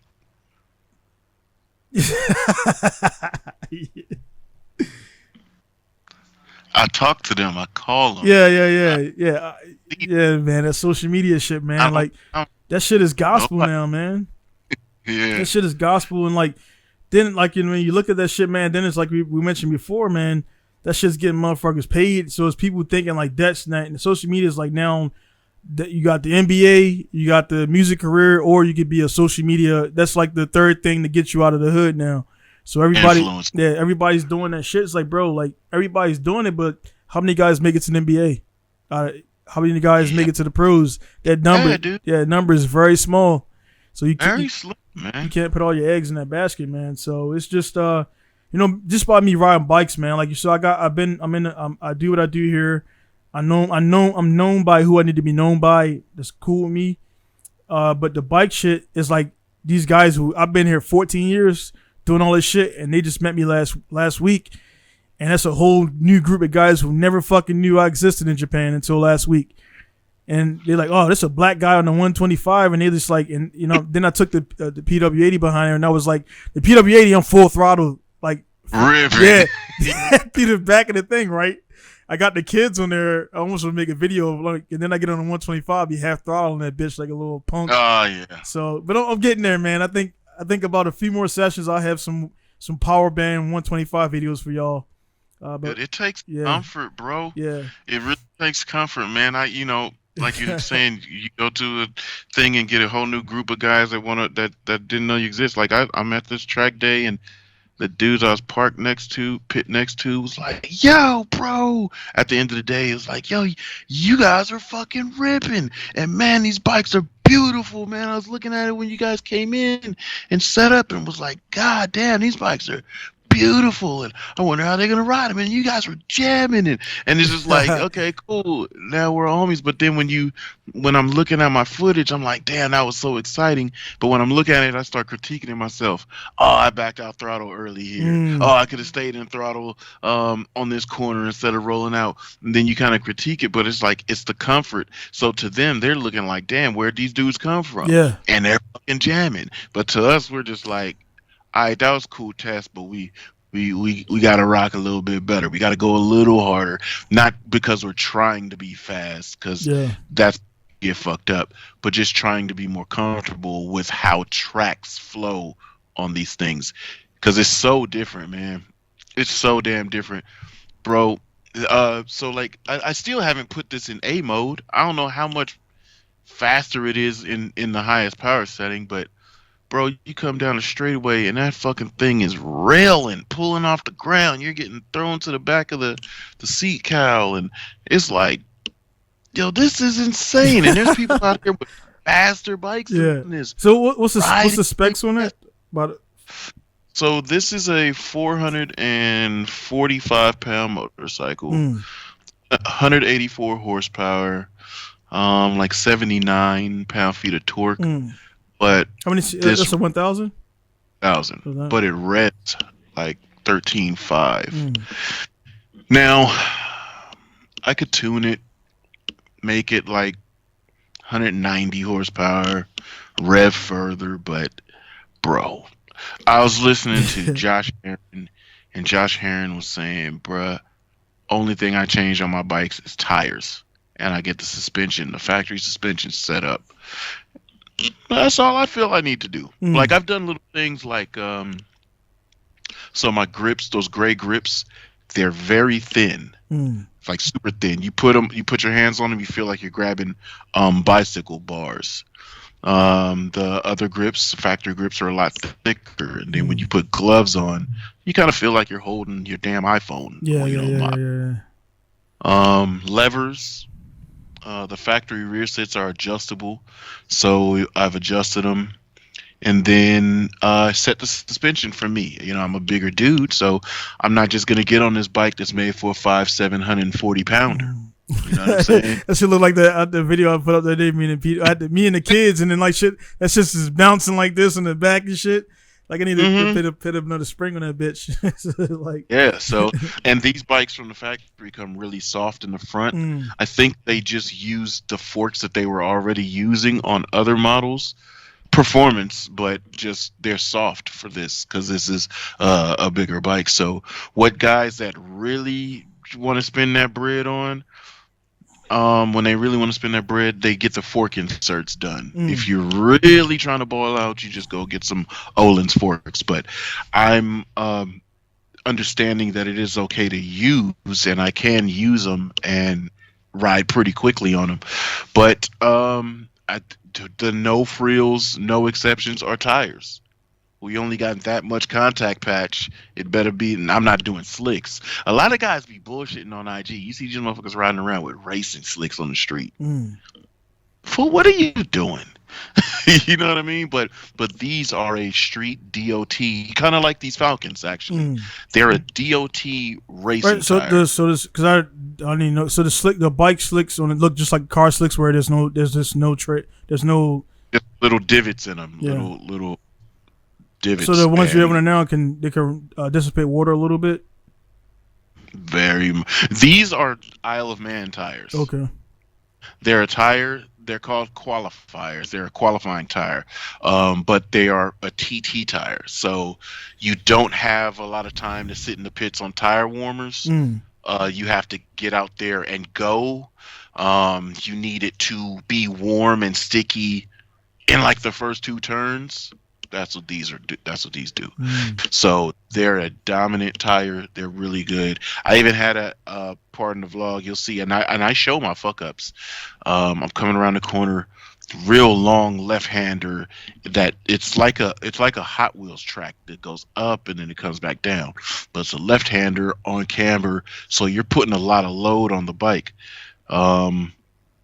I was going over, the tar tack that they cover up cracks with. Yeah. I was going over a lot of those, and I was in lean on load, front bike low sided. The bike went down, and I'm thinking right when I fell it, I was like, oh shit, I'm about to fall. As soon as it got off of those and got back on pavement, it went, you're say, whoa, Lord God, thank you, because I was about to scrub, bro. But those tires are so good. Yeah, it lost it, but the second it got it and picked the bike right. Like I literally felt zooper, and I was like, "Whoa!" I almost didn't have time enough to react to it. Right. And you're in full leathers and all that stuff, right? Oh yeah, oh yeah. Oh, I wasn't about to be pink, but like I said, the bike would have been sitting out there fucked up on top of itself, on flipped on the head. It look like some shit miss? Is a windscreen and mirrors on it right now? No, it's set up in track. So yes, the windscreen, double bubble, I always rock those. But because of the track, I took the mirrors off. And I have block off plates. So you put the block off plates on there, it still holds your fairing on the stock fairing stay. So yeah, it's still, I literally just took it off the trailer and put it in the garage. So I haven't cleaned it off. Well, actually, I cleaned it for them just on the surfaces that they're going to be using, but that's it. There's still balled up rubber on the undertail and all over. So, dude, amazing motorcycle, man. Motorcycles, just like RX-8s. RX-8s are a piece of shit driving around the street. Not fun, not fast. Look cool, that's it. Motorcycles, A lot of guys think it's just that light to light straight line. I can go from 0 to 200 miles an hour. That's not what these fuckers are for. You get the arcade on the track. Oh my God, this is fun. Holy shit, it's actually fast. Wow, it's got usable power, right? I only use first and second gear on this thing the whole fucking day. 120 miles an hour like that. Slowing down. This has six piston brakes, right? You be on the street like, oh, these don't feel good. On the track, bop. Thank God this is 6 pistons. Yeah. You know, it's like everything that it does, once you get it in the environment, this shit makes sense. This is why they did this. This is why they made this. My boy got that Honda CBR 1000 RR. Fireblades. Fireblades are monsters. He's like, God damn, your R1 is so fast out of corners because it has a quarter turn throttle. What the R1 has in throttle response, he's got to take his IMU and dial it up to the highest shit to get to half of what this throttle response and mid-range power is. His bike is fast, so it's like he hits the throttle, it's like, if I hit the throttle on my R1, it's like, instant. If I hit it, it's ripping. That's how the tires will spin on it. His bike is fast, so we can go down the front straight and damn near be neck and neck. But if we come out of the corner and I hit throttle before he hits throttle, it's a huge gap that gets built. So where you kind of see, you know, guys are like, oh, you could get this bike or that bike. No, I've researched everything I wanted in a motorcycle, and that's why this is my dream bike. It has everything I want. Not the shit that's access, not the most powerful, not the whatever, right? This has everything that I want. It has the look that I want, and now getting on the track, I'm like, this was the best purchase for me, because it feels small like my R6. I honestly, aside from how short this bike feels, this bike is the same length, but it has a longer wheelbase. So aside from how short this bike feels, you wouldn't be able to tell the difference if you were blindfolded and you mounted the two. And this is factory pegs. This bike has full rear sets and everything. So you get up here, your legs are cocked up, feels like a race bike, looks like a race bike. It has every component that a race bike should have on it. This is a stock bike, but feels like that. So that's where it's like, this is impressive. And then it has 2 times the amount of horsepower this has. You know, so getting them in their element to make them do what they were designed to do is something that not a lot of men do. Right. Not a lot of men. Everybody could have everything. Right. Not a lot of men. And I think, you know what I think it is? I think it's just where the nigga don't want to be proved that he's not as badass as he feels. Yeah, it's part of humanity, man. It's like, so like now when you get on like saying that what you said on that, man, it kind of puts into correlation like what I felt the other day just messing around at the motocross track. So now when you go from that bike with that experience and then you hop on RS6, man, is it like it just feels like not a toy, but it just feels like you can just do the most. Yeah. The R6 brings a smile to your face. Yeah. The R6 is like, it's not like, I wouldn't say it's like a Hachiroku where Hachiroku. It is, yes, perfect. This is a turbo RX-7. Right. This is the Hachi. Full throttle. All full throttle, screaming high RPMs. You ain't going fast, but goddamn, you're enjoying yourself. You don't feel like you're in over your head. That's relative shit. I get on that bitch, I'm going fast. It's like shit. Like it's no, yeah. So if this and I brought this bike and they told me I could run it too. And my boy was like, just jump on R6, but I was like, but this though. Yeah. This feels so good. I know what this is gonna do. Yeah. But this though, like this is first gear, second gear. Yeah. I jump on this, I would have been first, second, third, fourth. I'd have been doing hella shifting. Why am I sounding phenomenal? Yeah. Grabbing hella throttle, and I would have looked at the speedometer and been going 90 miles an hour. You come out of a corner, you grab a second gear, and when you look at the speedometer, you were literally on the throttle 2 seconds. You're going like 120. I feel like if you're on the R6, you're doing fucking speed wheelies down the straightaway and shit. Yeah. It's lifting up. It's going crazy. It's a blast. This bike is a blast, and it'll never be too underwhelming. Yeah. Never, because it's so much fun. Yeah. Right. Like for those that do purely and understand what the NA1 NSX is about. What NA2 became. Oh, it don't make that much power. It's not supposed to. Boy, run that thing around the track and watch what happens. Yeah. That's an enthusiast understands this is what this is about. And I accept that it's about that. I think it's the levels, man. Like I said, I brought up this story. I posted up when me and the kids on a PW, because they call it the broom bike or whatever. So now it was like I just bought a PW 50 one. I gotta buy two. I just bought one for about $400. I gotta go down and pick it up when I go down south and everything. So it's like now it's like they totally don't. It's like they're riding the pedal bikes, the balance bikes, and now they want to get on the dirt bikes. It's like that. It's like now they're like, where's the boom bike at? I'm like, dude, let me. So anyway, man, I changed the tire on a PW80, changed the spark plug, and that was all. It wasn't, the gas was fine. So it was just breaking up because the spark plug was just shitty. So I put a new spark plug in there, and I could finally full throttle it. But it's like, my time training on the 125 is a 135. But like I say, the bike is a different. And I don't know if I'm wrong in this aspect. I never been on a regular 125. That's just out the factory. The bike that I got from the guy is straight up. The suspension is higher. It's taller.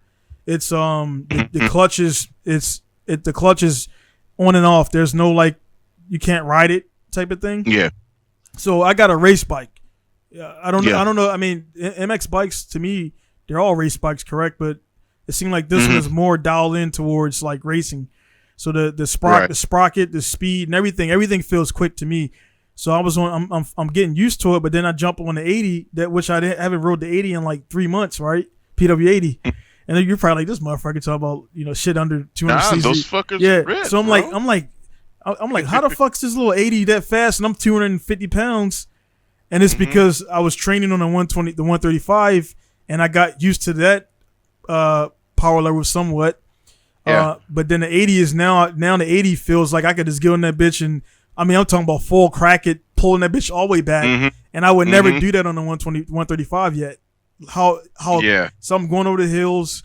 As soon as I clear the hill, I'm right back on it, and I actually blipped it in the air. So when I came back, the dudes who were there were looking at me like, this big motherfucker's riding an 80. And it's like a small trail. Right. There's grass. The shit was so low, my feet was hitting the fucking ground. So I'm like almost like kind of twisting my ankle and shit. But it's crazy because now I know when I get up. So when I get up to ride my 250, then I'll go back down to the 125 maybe and feel like I can do that. But the 250 is a 4-stroke, so I was told that's totally different dynamics than a 2-stroke. Yeah, torque, a lot of instant torque. So I watched the video the other day. This guy was on a obviously he's a decent rider. He was on a 500 Sun. Yeah, and it was a 2-stroke 500 cc, and everybody was giving him shit like, oh man, you weren't cracking it. I'm like, bro, all these Joes, man, are like, man, upload a video when you can ride it better and but no, man, like I say, I think that's a thing where I think as human people get peer pressured. And and there's even when I was with the guys, I know they were like they're hamming around and just joking a little bit. They was like, "Hey man, ride my 450, ride my 350." I'm like, "Dude, I'm good, bro. It's not that I'm not afraid. I know how to physically operate the bike now, so I can feel like I can get on anything and ride it, like take off. But it's like riding into this potential. That's a different thing. I mean, I'm gonna be in there half throttling, fouling your shit out because it's fuel not being burnt and shit and." Like, nah, man, I'm good. Let me ride this because I got a 250. I haven't rode that bitch once. Like, I mean, I'm like, man, let me work this shit out. But like I say, it's a 4-stroke, so maybe like guy was like the power comes on a little bit, not as acute. So I might take it out there and I'll take both of them and just ride it around and see how. 4 strokes are very like burr. Yeah. Like where a 2-stroke is like ding. Yeah. The 4-stroke is like boom, bah, bah, bah. Like it hits. Yeah, it's crazy though because it's like I'm like the dynamics between the 2-stroke and the 4-stroke. I understand it now, but it's like it's crazy how like I say when a guy says like a 350 4-stroke or 352, it's like two different. They're like, nah, man, fuck, I ain't fucking with that 2-stroke, and it's pro guys. Mm-hmm. But it's like, There's a dude with a Aprilia RS 250 two-stroke at the track. The motherfucker yeah, sounding bro. You hilarious. see that shit where the dudes did a it was a 750cc two stroke. I mean, it's all custom and MotoGP used to. Yeah, yeah. I've seen dudes doing that. that Guys are bitch taking. shit didn't barely start up. Like it was so much. Yeah, Yeah, crazy compression and all yeah, that other shit. Yeah. yeah. Dudes are taking snowmobile motors and doing all kind of wild shit, stuffing them in bikes and shit. Snowmobile motors are pretty big, and they rip. I mean, instant torque, right? So you put that behind an actual transmission, and you got a terror machine. There were a couple guys back in the days doing mods on like the TZs and the RDs and all of that shit. MotoGP bikes used to be big cylinder 500 two strokes, and those were the most terrifying motorcycles to ride. You can't keep the front wheel on the ground. You won't be full throttling that bike. You are not going to think you're manhandle it, leaning it over. That rear tire is going to spin, and it's going to spin to astronomical number PMs, and you're flipping over the bike. You're slow siding the bike. You're high bike. They were terrifying bikes to ride. Big CC two strokes. So those that do ride them, power to you.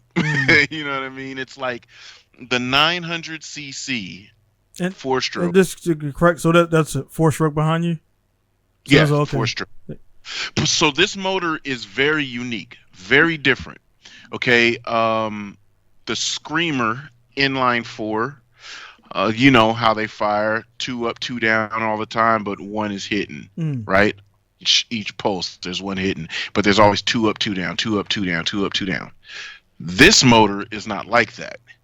It's like 1 1 1 1, or actually it's different. It's 1 1 1 1 1 1 1 1. So this sounds like it's a V twin or a V4, but it's an inline 4.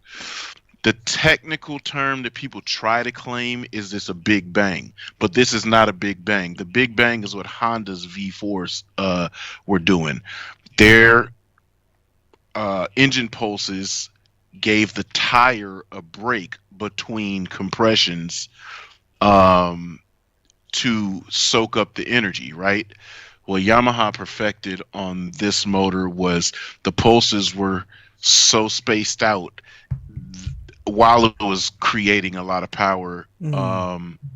It had a way for you to, dude, you could feel this traction so much more differently than what you do on this. So is that because is that because of the newer, so that they both have traction control, or you turn them off, or? Yeah, you could turn it off, but I don't. Okay. Not on this. I not yet. Yeah. Not yet. I ain't that good yet. I still be hitting that burn. Hitting that throttle. Yeah. But just the way that this bike, people will be like, oh, well, it feels weak. This is the reason why it does. I can apply a ton. Like the dude, the instructor, the staff dude, he said, you have so much corner exit. He said, your drives out of corners are beautiful. And I have my rear camera on there, and he'd be chasing me around. We come to a corner exit. The gap got so fucking big. It was just like, damn, was I really? Is it fast? And he's like, dude, no. He was like, your drives out of corners are so strong. He was like, you got that down pat. Let's just work on the rest. You carving through the corner, keeping your energy up. You going way deeper in the brake zones and just squaring corners. He's like, you do that and have the drives you do. He was like, it's going to be a tough day in hell to keep up with you. You're going to be going around the track incredibly fast. So it's like I have the optimism like, oh, shit. So no matter how fast it felt, there's still more on the table. No matter how much I would have bike envy, these balling ass niggas was in a pit 2 spaces over. They had the carbon fiber R1Ms, the Ducati V4R with the winglets, the Aprilia RSV 1100 factories, and I was like, damn, they all got like $30,000 motorcycles. I passed them like 4 times. Yeah. Bikes had everything on them, modded out, sounding like demons. This stock ass, quiet ass, supposedly low horsepower 1000. And it ain't low horsepower. 184 horsepower ain't nothing to shake your dick at. But the technical way that this bike wants to be used is dangerous if I could put it together. I found one aspect that I can use very quickly, very early, and that's the corner exit, the drive out of corners. The way this engine develops power, it just suits my riding style. So now let me put the rest together. Keeping that much speed that I have no idea how to handle because I don't ride 1000s. Let me harness that going through the corner. Let me not have so much off throttle time before I even apply the brakes. Let me run this thing up because it has 6-piston brakes for a reason. Let me run it right up to a corner and lay on that brake, knowing that it's going to slow down, lean it over, dig through the corner, and exit out fast. Like, once I put this shit together, violence it's being applied to everybody and everything. Yeah. Like, this bike, shit, dude. Yeah, that's crazy. Like you mentioned it, man, because it's like so many guys, man. You think they and it applies to bikes, cars aside, because that's what we're into. But it's like it applies to every facet of everything out there, man. Skydiving, flying planes. Like, do you think that they can afford the top of the line skydiving shit? Don't, because it's like you think you jump out of a plane, you pull a cord, but there's the motherfuckers that do things in the air that other people can't do because their timing, the equilibrium is different. They do flips, back flips. They can do all that shit. The squirrel shoot motherfuckers who are crazy, who just jump and then fly through the fucking valley and then pull it. That's those videos again. Those are the type of videos I'm looking at on Reels, on Instagram Reels. Crazy shit. God. Like it's fools like be like this high off the ground, skimming the tall grass. Fucking going between trees. There's no. You can't like even with me with the MX shit. I can kind of putt around the track, but there's no putting in a fucking squirrel suit. There ain't because when you lost all that altitude, you wanted to go belly dive through that valley. No, that's really the altitude, bro. Yeah, you gotta know that pull that shit up. Yeah, you gotta know that terrain that it's gonna fall off where that you can curve out and pull the chute. Right, but that's it. Right, that's all you got. Yeah. You're on ground level, bro. You're about to hit something if you can't get an exit route out. Yeah, that kind of shit.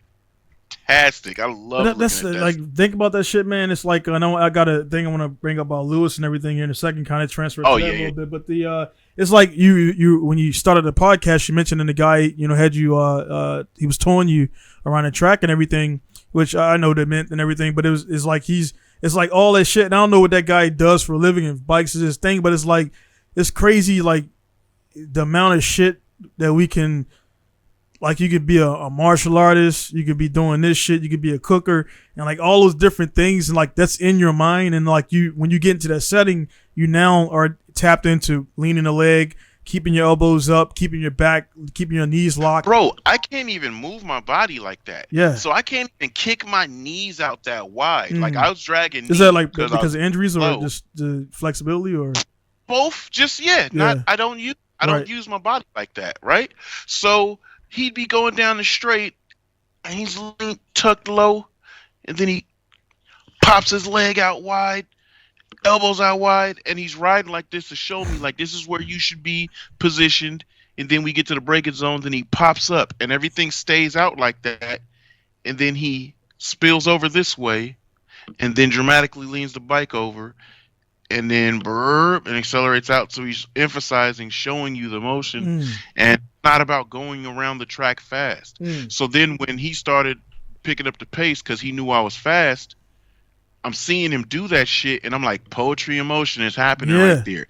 Putting all of that shit that he was showing me to do to work, and I see it working, and he's doing it. Because, bro, and just imagine if you rewind back, I don't know how old the guy was, but how much drilling, because... The old motherfucker. Yeah. He's been been riding since he's been racing since '94. So that means he's been doing it at least since '87, '88 at least. You got to think sometimes guys jump right into pro shit. But now, he's been. Now imagine a dude like that who you just mentioned, man, like at a bar and just eating some popcorn, watching MotoGP. And some fucking random minding his business. Some random 22-year-old comes in there with his dude like, yeah, man, he should be doing this and that. You like, yeah, he should do that, and then continue eating his popcorn. Like this motherfucker. Or go in there because his choice bike that he had that day was a Ducati 848. Now I've had one of those. That bike is gutless. It's torquey, but it's gutless. Right? But he has an 848. He has an 848, a couple things on it. It really wasn't like eye-popping for the parts, but when he's riding that bike, from what he knows how to use that bike around the corners, he was fucking flying, bro. Flying. So imagine let's just say he has that bike out front. Let's just say it's street legal. And he's just sitting in there drinking a beer and some popcorn, watching the AMA race with guys that he's probably ridden with, because when local track riders come to the tracks, that's what they do. They get their track time in. And he's probably ridden tons of laps with them and can probably work it out. The guy that owns the track day shit I went to, apparently the lap record is 2 seconds faster than what he does. 2 seconds. This dude can ride within 2 seconds of an AMA lap time record. That's fast as shit. Yeah. Bro. Old motherfucker. Didn't he? I don't even think I saw him get on the bike. But that's those alpha male superhumans that just sit around. And I'm holding back from doing it in the vlog. Every time this dude with the Ducati pops up, I wanted to pop up like bing. That's the level boss, right? Like video game, like Tokyo Extreme Racer when you come across the fucking when they do the screen cut and his fucking team logos popping up. I wanted to do that on dude because it was like I passed him like 6 times on the track before I knew who he was. And just because he was like, because what made me ride up to him was because when I got off of the track on one, I was mashing around. I noticed he was right there because I could hear him. His bike sounds like my bike. The V-twin sounds like this crossplane. And I was like, I know my bike ain't loud like that, making them crackles. So as I was coming out of an exit, I ducked down. I look, I said, oh, he's right on my shit. So I rode over to him and I was like, yo, let's ride together on the next one. He's like, all right, come meet me after lunch. We rode out. He's mashing. He said, I'm going to do this. You going to do that. We going to do this. We going to have a blast and we'll come in and talk about it. Came in and talked and then, I want to know the story, and bros just chill. And he putted around the track maybe 90 miles an hour the whole day. But when he really started turning, because like I didn't go out one session, my boy went out and he said, yo, he turned on the juice. He said this motherfucker was fine because he didn't drag knee all day. That last session, he was scrubbing knees to the fat white meat. He was going crazy. And it levels, was just like, man. It was funny. Levels. Yeah, it's levels. It's like, and he's a track head, so it's just like he does the track day so much. It's like because it's like a guy like that when you go even when at that stage, man, and that's why I've been picking up with as you can notice, man, I got pretty deep into the MX shit, and because of drifting stuff, it's like I've been doing it long enough, and it's it's not mundane like the drifting Japan shit. So when I come to America now, it's like actually the reason I want to do it too, because it's not that I don't not love drifting anymore, but it's kind of getting mundane here because I've been here for so long. I've pretty much need friends to drive with. I've driven all the tracks, and you need friends to drive with to keep the entertainment. Like, yo, let's go. It's just me there, and it's have mindless fun and bang doors. But what I'm saying, man, it's like when that guy goes there, even at his age and his thing, and like he knows when he wakes up what he wants to work on, so he's working on that stuff. It doesn't require him to go crazy amounts of speed. He just working on technique. Because I noticed, like, even in MX shit, all the guys across the board are saying, "Hey, man, you can train a bunch, but if you're training the wrong way, you're not really doing." So if you're not, you're regressing. Right. If you're not hitting the rut and then finding that rut before you get to looking out, and I've been guilty because I'm looking right. You can tell by my camera too. I'm looking right over the fucking front wheel. Yeah, 5 feet. Yeah, and you can tell when the guys ride, their camera is their head is up and they're looking up, looking out. Yeah, they're looking way out. So I'm trying to work on that, and it also is helping me go faster because you're not the shit's coming faster if you're looking down at the ground. But if you look out, it's like, oh, it don't seem that fast. And car with cars is the same thing. I tried it. If you lower your I tried it and it actually seems like it works. For some people, if you lower your eye level on a seat, instead of if you're higher and you can actually look out. It make the lower. So what I'm trying to say here. What you're about to speak on is very important. Right. So look at my RX-8 track day videos. The camera looks like there's dash in the way. Right. That's on purpose. So that's you're looking. I can't see. Right. Yeah. Yep. Yeah. Yeah. For drifting. Yeah. Important. So the drifting makes you, because this shit's cool too, because it makes you have to look out with a lot of beginners. They look at the immediate shit they're gonna hit. Like look out, right in front. Look out to that fucking next apex, almost seeing the other apex. And you're the same with my RX-7. When I'm drifting, I'm sitting super low. Half the time when I go past those delineators, I only see the top of the delineator and the reflector. I don't see the curbing, nothing. I see it when I'm sideways. I'll be like, oh, I'm gonna go here. Reference. I know how big the front of the car is. Right. Well, bop, back it up, and it's just like, and the pictures be inches going past all the clipping points and shit. That's very important, dude. That's so important. And it's those little things. Those are the things that people don't talk about. I purposely sit so low in my cars that I can't see in front of me. So no matter what the fuck's going on in front of me, I don't even care because it doesn't exist. I had to have seen it way down the road to adjust and do something earlier, long before that even gets to the front of my car. Because in front of my car, I can't see it. If I run up on the back of, like, there's the video when I ran up on the back of that S2000 hella fast. There's a point in time I couldn't see the S2000 except for the top brake light and the spoiler. Because I'm sitting so low in it, it's just like, I'm looking through you anyway, and I'm looking across through to, the other portion of the track. And, like, that's why F1 cars sit like that. They can't see all of that. Barely, I mean, they fucking look like this. You got like that. Yeah, it is. Yeah, like the whole fucking face and everything's below the thing and everything, man. So that's crazy, man. But hey, man, because I don't want to take up too much time, and actually I got to get to work a little bit. But the one thing I want to talk about that kind of correlates to it was the I watched a video with it was Hamilton and another guy. I'm pretty sure you've seen the video where the Hamilton rode his bike and then he drove Hamilton's car and Valentino Rossi. Yeah. And it was like the top of the guy. Yeah. That's I feel bad for him. I know. When you say Rossi, I know. I just know I've heard of him. I heard he's like the. Rossi is a motherfucker. Yeah. My idol, actually. Cars, rally cars, bikes, all of it. He does it all. And that's why I like Lewis Hamilton, because on the low, y'all don't know that he's a motorcycle. Yeah. And that's why I sound like, damn, this motherfucker. He can ride, right? What can't this motherfucker do? It's like. You got, and speaking. He obviously can't dress. That motherfucker can't dress. Yeah. But you can't. We can't win them all. You can't. When I seen that shit with the, with wanted to be with the fashion. And yeah. I seen that joint. Boy, put a hoodie on and some jeans. You talking about the joint where you had the fucking like you had a tablecloth. The lace full. Yeah. But oily. Well, that event. That high fashion. Whatever that event, that event, everybody's wearing wild shit. It was like the Met Gala. Yeah. I never even heard of that shit until that came out, and I was $35,000 a table. Ticket. Yeah, something like that. But that's crazy. Yeah.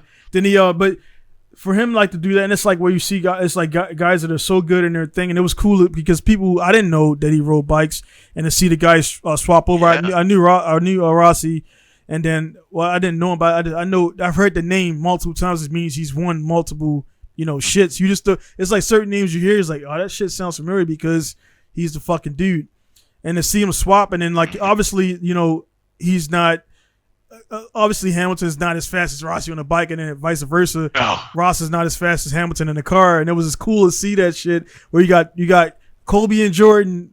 Well, maybe let's say Jordan. That's exactly. Or different sports. It would have been Ken Griffey and Jordan. Right. Exactly. Baseball and basketball. Exactly. Griffey played basketball, right, and Jordan played baseball. Exactly. You know what I'm saying? Great analogy. But what was so cool about that is people don't understand how tough it is to ride a MotoGP bike. Yeah. This is Okay, so that's 400 pounds. MotoGP bike is like 290, right? Power to weight higher. 240 to 270 horsepower. It's crazy, man. Terrifyingly fast. These tires on this bike that I have right now have a lean angle grip level for 60 degrees, or they're made to have high grip at 60 to 62 degrees. I've gotten all the way to the edge. That's a very terrifying feel. MotoGP bikes can go 65 to 67 degrees. That's like this, dude. You can have the bike laid to where it's scratching the fairings. MotoGP bikes are also very slim because they would destroy the fairings. You would lay the bike on its plastics. Right. So for Rossi to jump in the F1 car, we know those are tough to drive, right?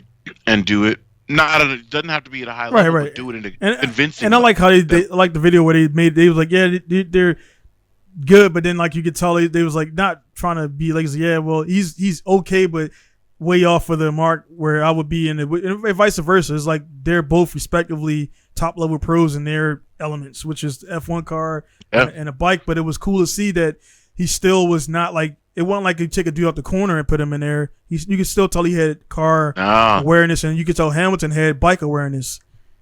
But I've been following Lewis Hamilton, let's just say on Instagram since I think like 2013, maybe 2014, and he used to do hella track days, and he was, I think, sponsored by Envy Agusta.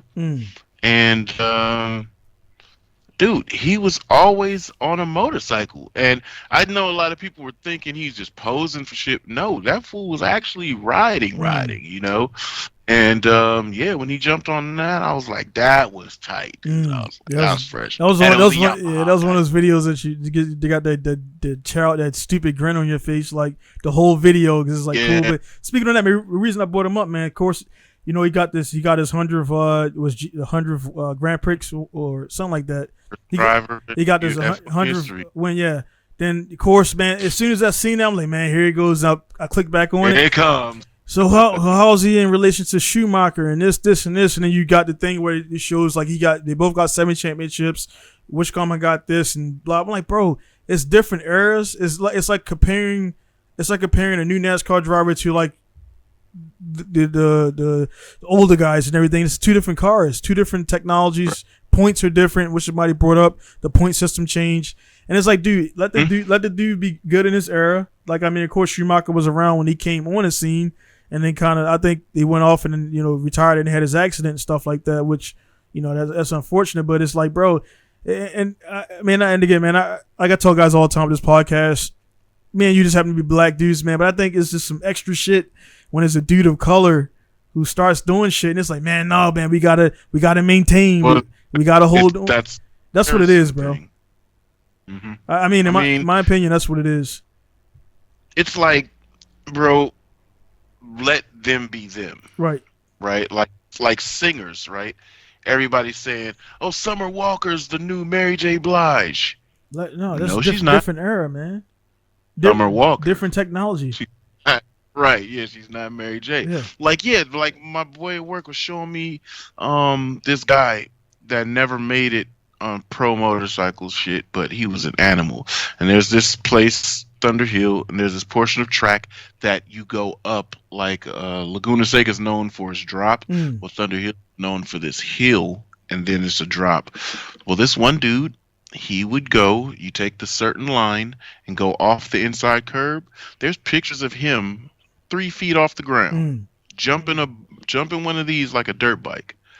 They would fine him. I think at certain times they was getting sick of it because he kept doing it. Why would he get fined for that? You gotta keep contact. I don't know. It's like they were. I don't know. It's like they're acting like he was exceeding track limits or something gnarly. They were finding him. They would flag him. But he was so fast, he'd be winning, but he just do the, oh, I can't wait, hold on, how many laps he got left? All right, let me not do this one. Now I'm gonna do it.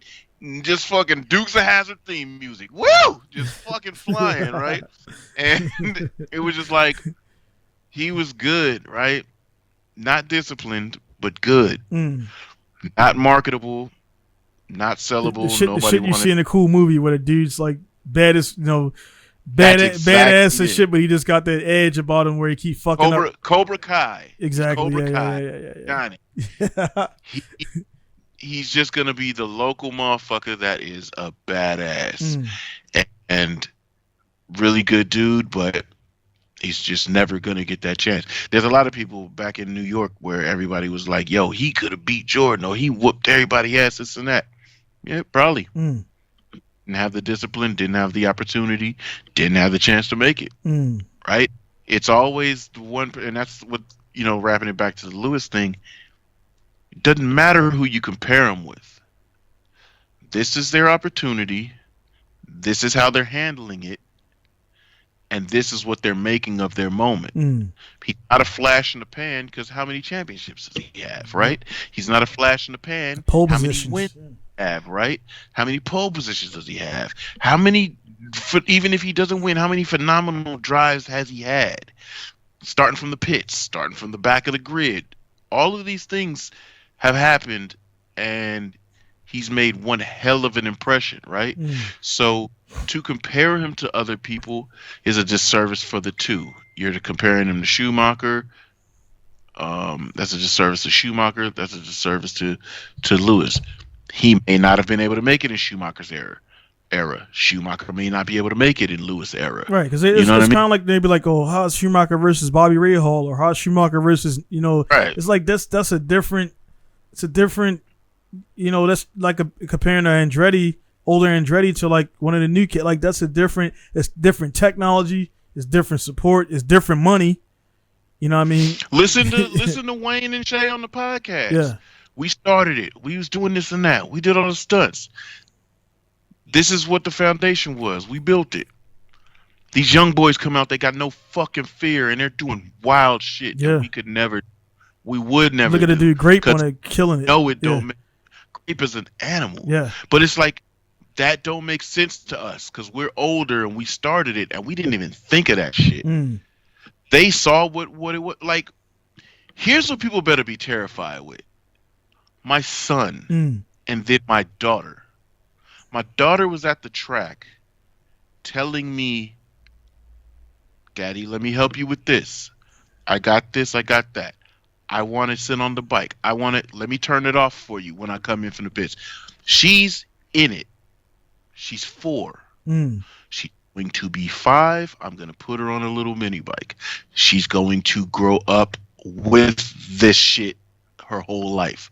When she gets out there on the track at 12, 13, this is what she knows. She's lived it her whole life.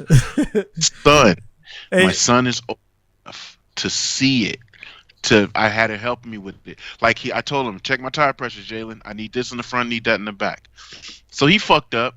He dropped way too much tire pressure, and he was like, like scared to admit it. Right. I said, son, it happens. Yeah. Tell me what you did, and let's fix it if you fucked up. Because you telling me no, dad is good, no, dad is good. Yeah. And I go out there at 115 into a corner, and I lean this motherfucker over, and the tire has too much movement. I go down. There's no mulligan. There's no backup. There's no restart. Let's be very precise. If you fuck up, that's fine, because we can fix it right now. Don't let a mistake get out on the track. So all of these things he's understanding. It's the humility. Get that ego shit away. Whatever. No lies. No nothing. This shit has to be. Motorsports is straight up, bro. Motorsports is straight the fuck up. Your machine's good. You're good. Your day's good. Right. That's how racing is. My daughter be like, "Daddy, did you win a championship?" No, baby girl, I was really good that day. Yeah. Those trophies are from a day that I was very good. Okay, it's not about me forever being good or winning this or that. I got second place in the championship for the year, but I was good each day that I needed to be good. And so what my son is getting to see is this shit is a very direct thing, and it's all about truth and accuracies. So when he gets on a bike, when he gets in his cars, he knows what it needs to be.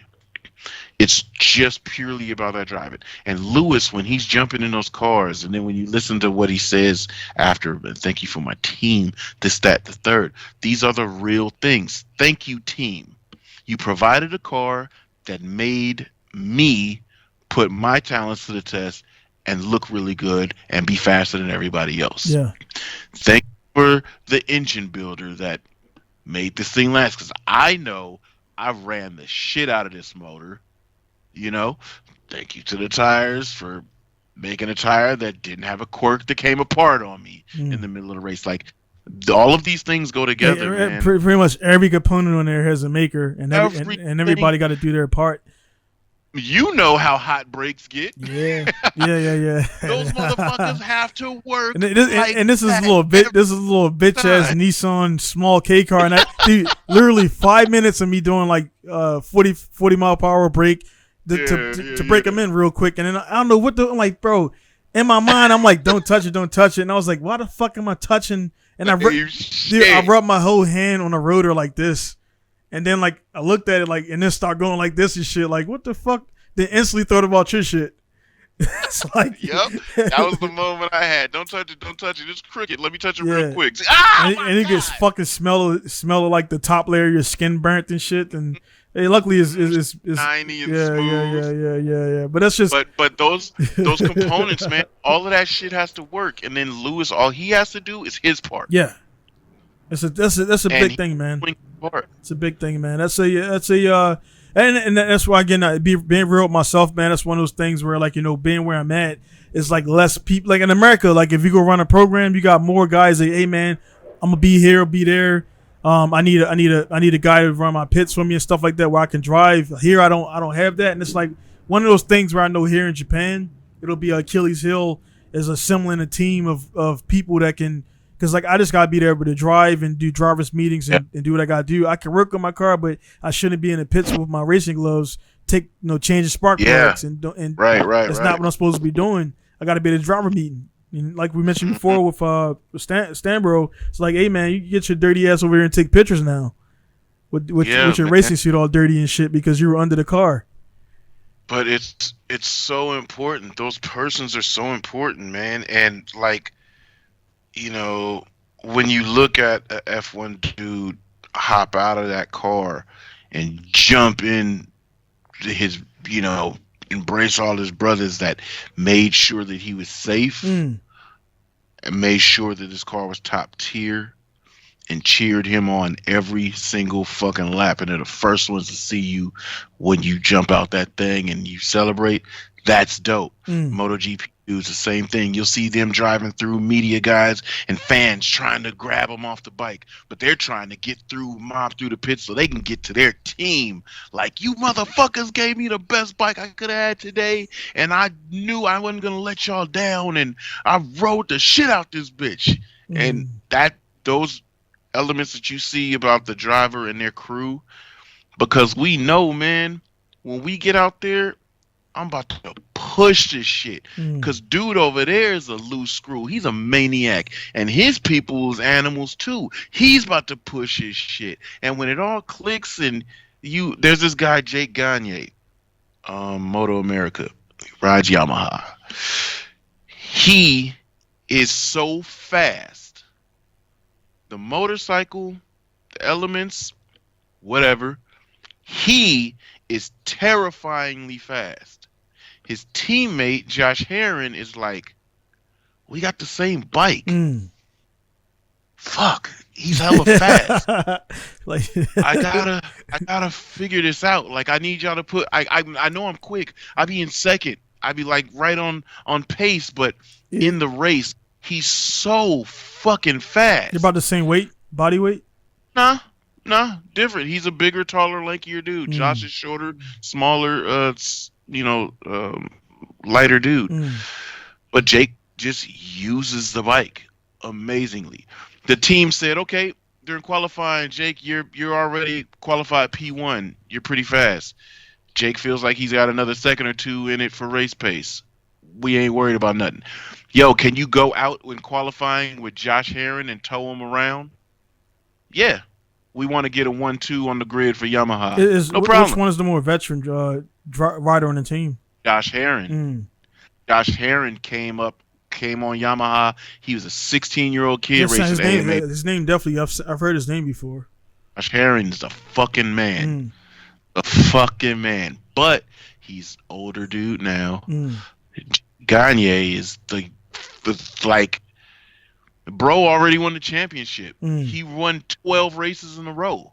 Who's gonna say? How can he be stopped? People are like, "What the fuck's going on?" Yamahas are the most dominant thing on the grid. It's like a Yamaha 1, 2, 3 everywhere, and they're like, "God damn!" But the aggression inside the team, the competitiveness in the team, Josh is like, "I gotta get this fast. What can we do? It's the same bike. I want to ride faster. I gotta get competitive." Yeah, with that, man, it's like, you mentioned, like, I think key point, man. You mentioned when Josh, he's 16 years old apparently. Then it's like, what happens. Then what happens, man, with that, especially I think with shit like that. I'm pretty sure I don't know his marital status, family status, none of that stuff. Just got married, just had a baby. That shit right there. That I think that's it. I think I'm not saying I don't want to never say I don't know him. I don't never say another man's scared or whatever. But I think events in life, I think that's why younger drivers are so much more raw, because they don't. All they got is that. All they got is that. If sport. You get the opportunity while you're working in the shop, I'm definitely they have a great voiceover and narration, and they have a lot of talking points. Go to Moto America. And I think it's something under pressure, some shit. I'll send it to you. Bro, this is the best documented series any series could have done with their drivers, riders. I don't know why Formula D has not done something like this.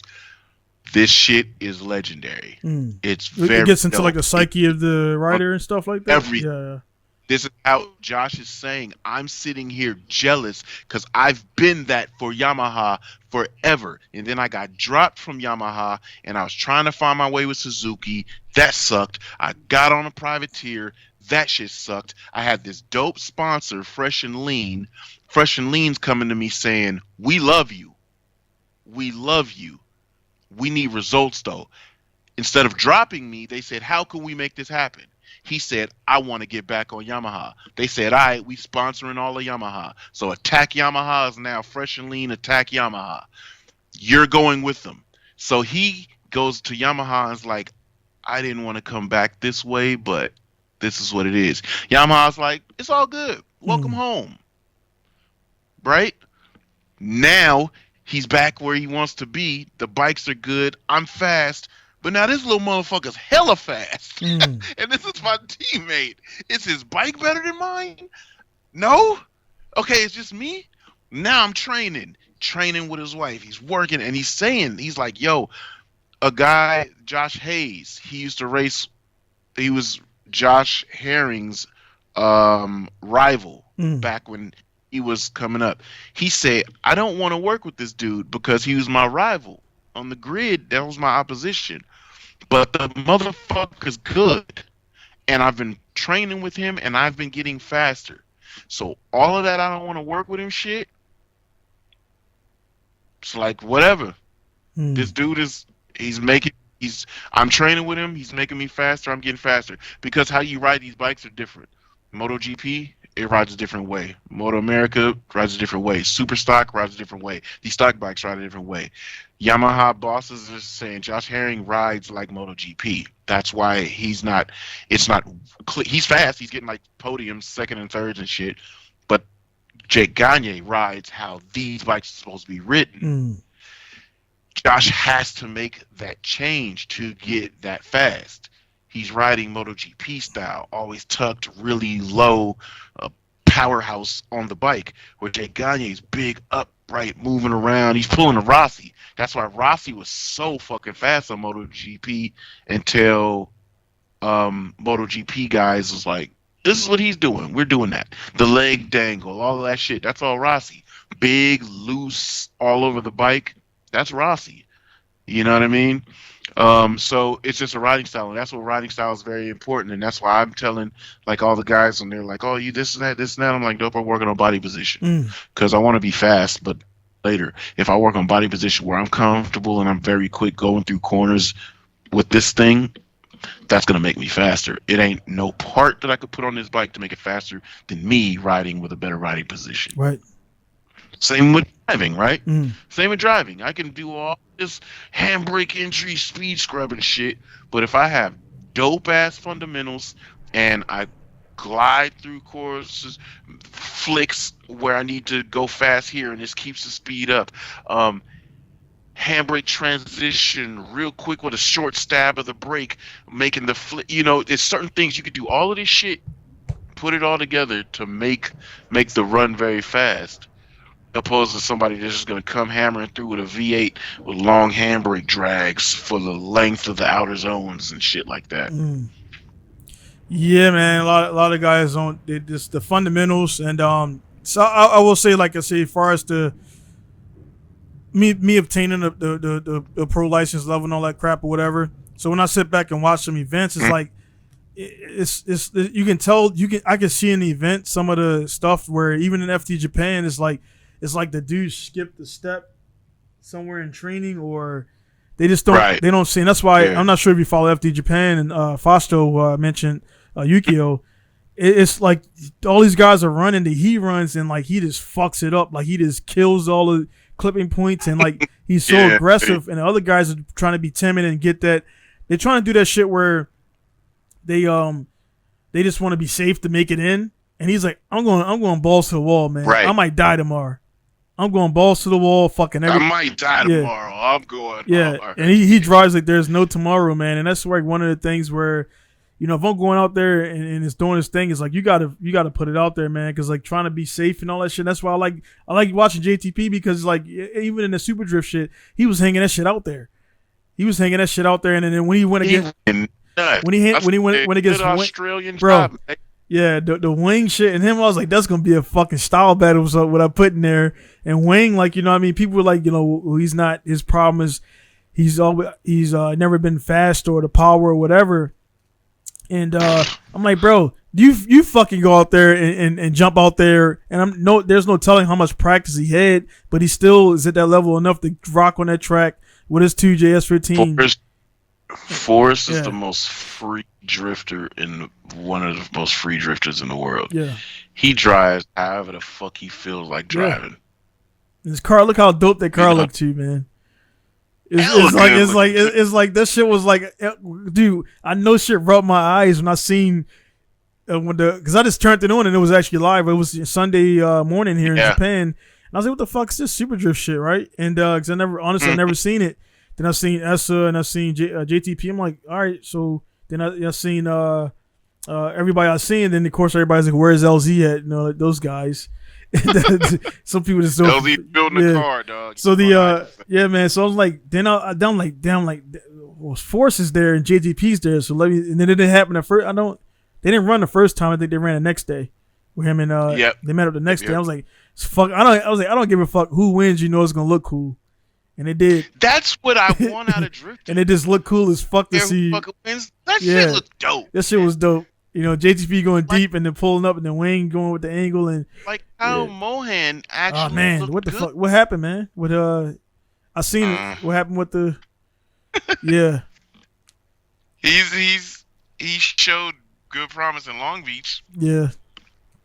It looks good. That car looks amazing. Well, you know, that was the worst thing that happened, man. Because as soon as it happens, everybody, rotary, like, man, everything's going to fucking break, bro.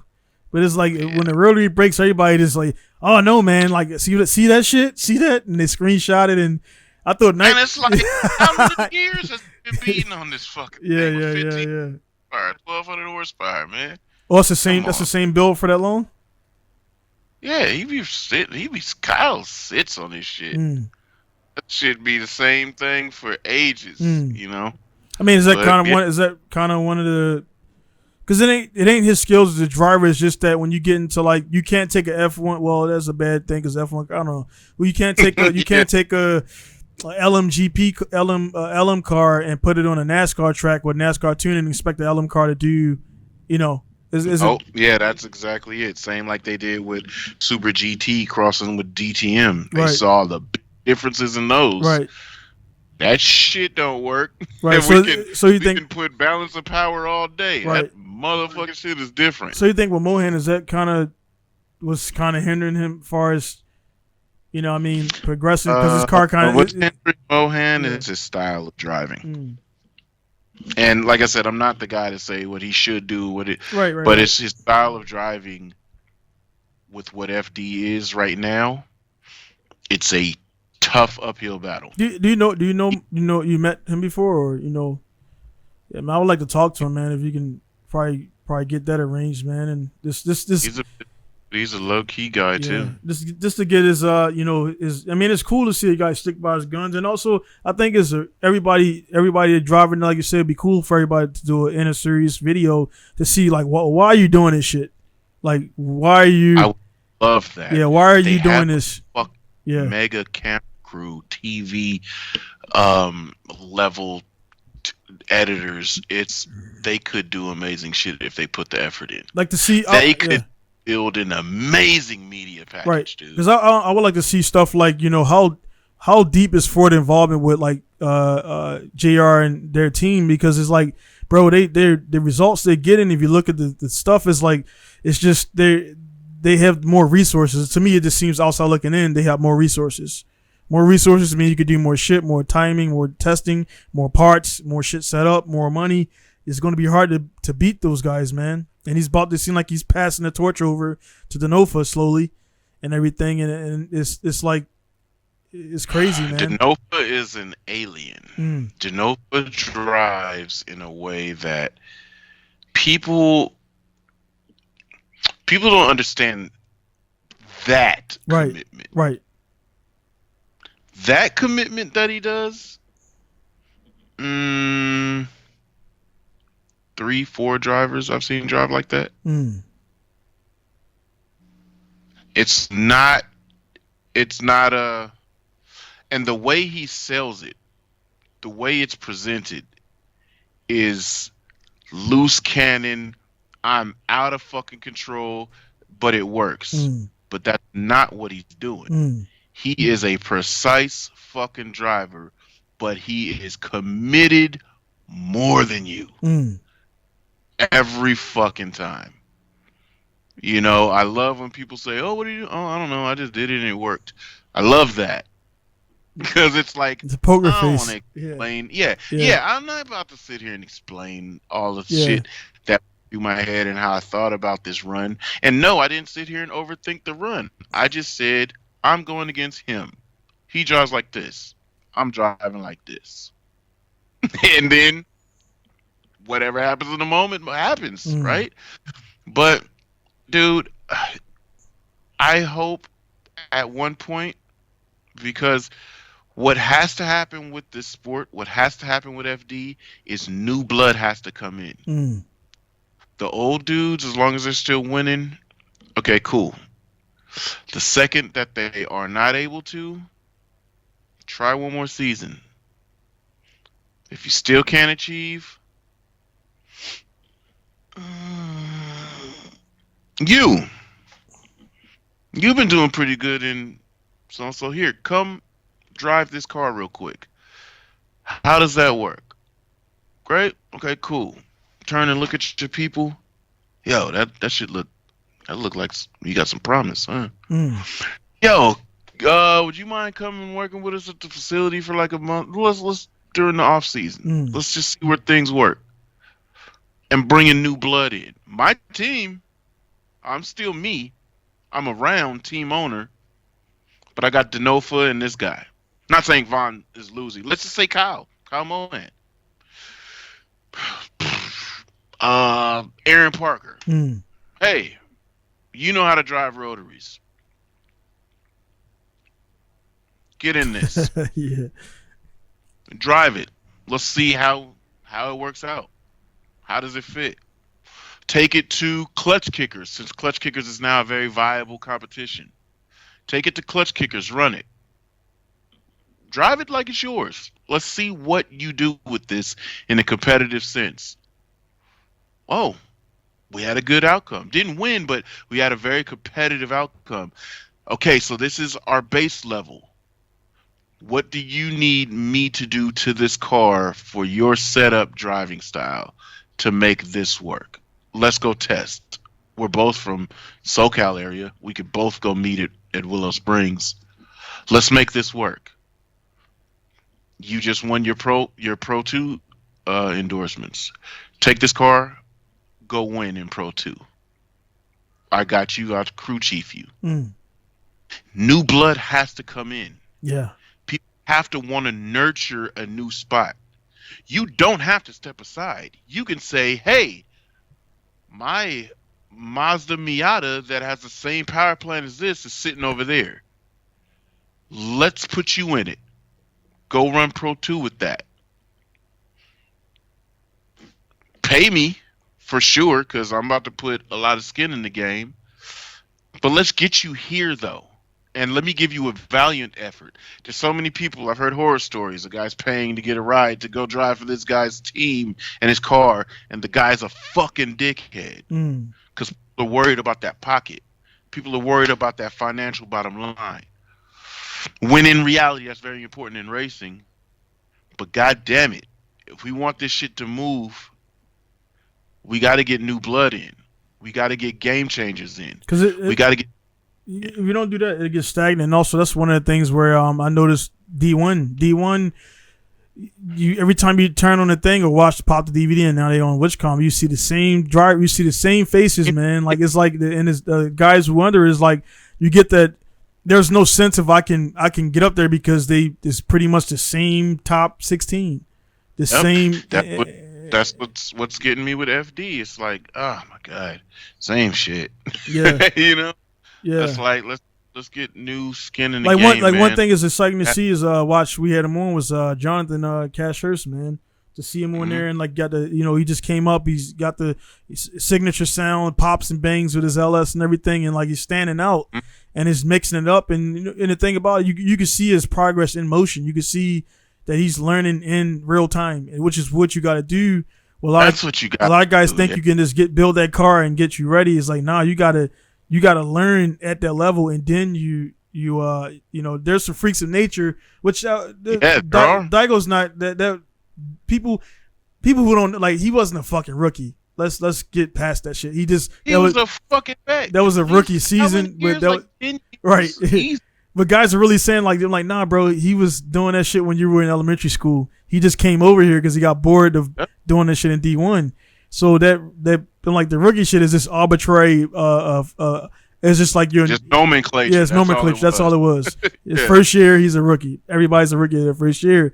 Then you see that guy. Then you look at we had Gorse Power. We had Power on, and he just won the last event. And it's like he's gonna eventually be up there, and it'd be cool to see his S15 because I think it's one of the best looking cars in FD. Best looking overall, and to see him up there mixing it up and things like that, and yeah, man, it's as cool to see new, because I mean, nothing against the old guys, they paved the way. It's kind of like when you see like Hubernet and Millen, they just one day they was like, yeah, I'm not doing that shit no more, man. I'm good. Yeah. But imagine if Reese Millen said, hey, yeah, yo, yep, get the Solstice. Because he got the resources. You know what I mean? Yeah, if you got it, because these cars sit. Oh yeah, these cars sit. When I went in the Falcon and I saw the IS300, the S13, yeah. I'm like, oh my god, the FD was still there at the time before that kid bought it. I was like, are these for sale? Yeah, nope. Just fucking sitting there with old ass fuel in the tanks and everything. Yeah, it's like, oh my god. And then they start them up, and it should be like bah, bah, bah, bah, bah, bah, bah. Yeah, yo, it's like, how dope would it have been if Falcon just said, open driver tryout, shootout. Y'all drive y'all cars at the shootout. Get the opportunity to be Falcon driver of this car for, let's just say, a round or two, right?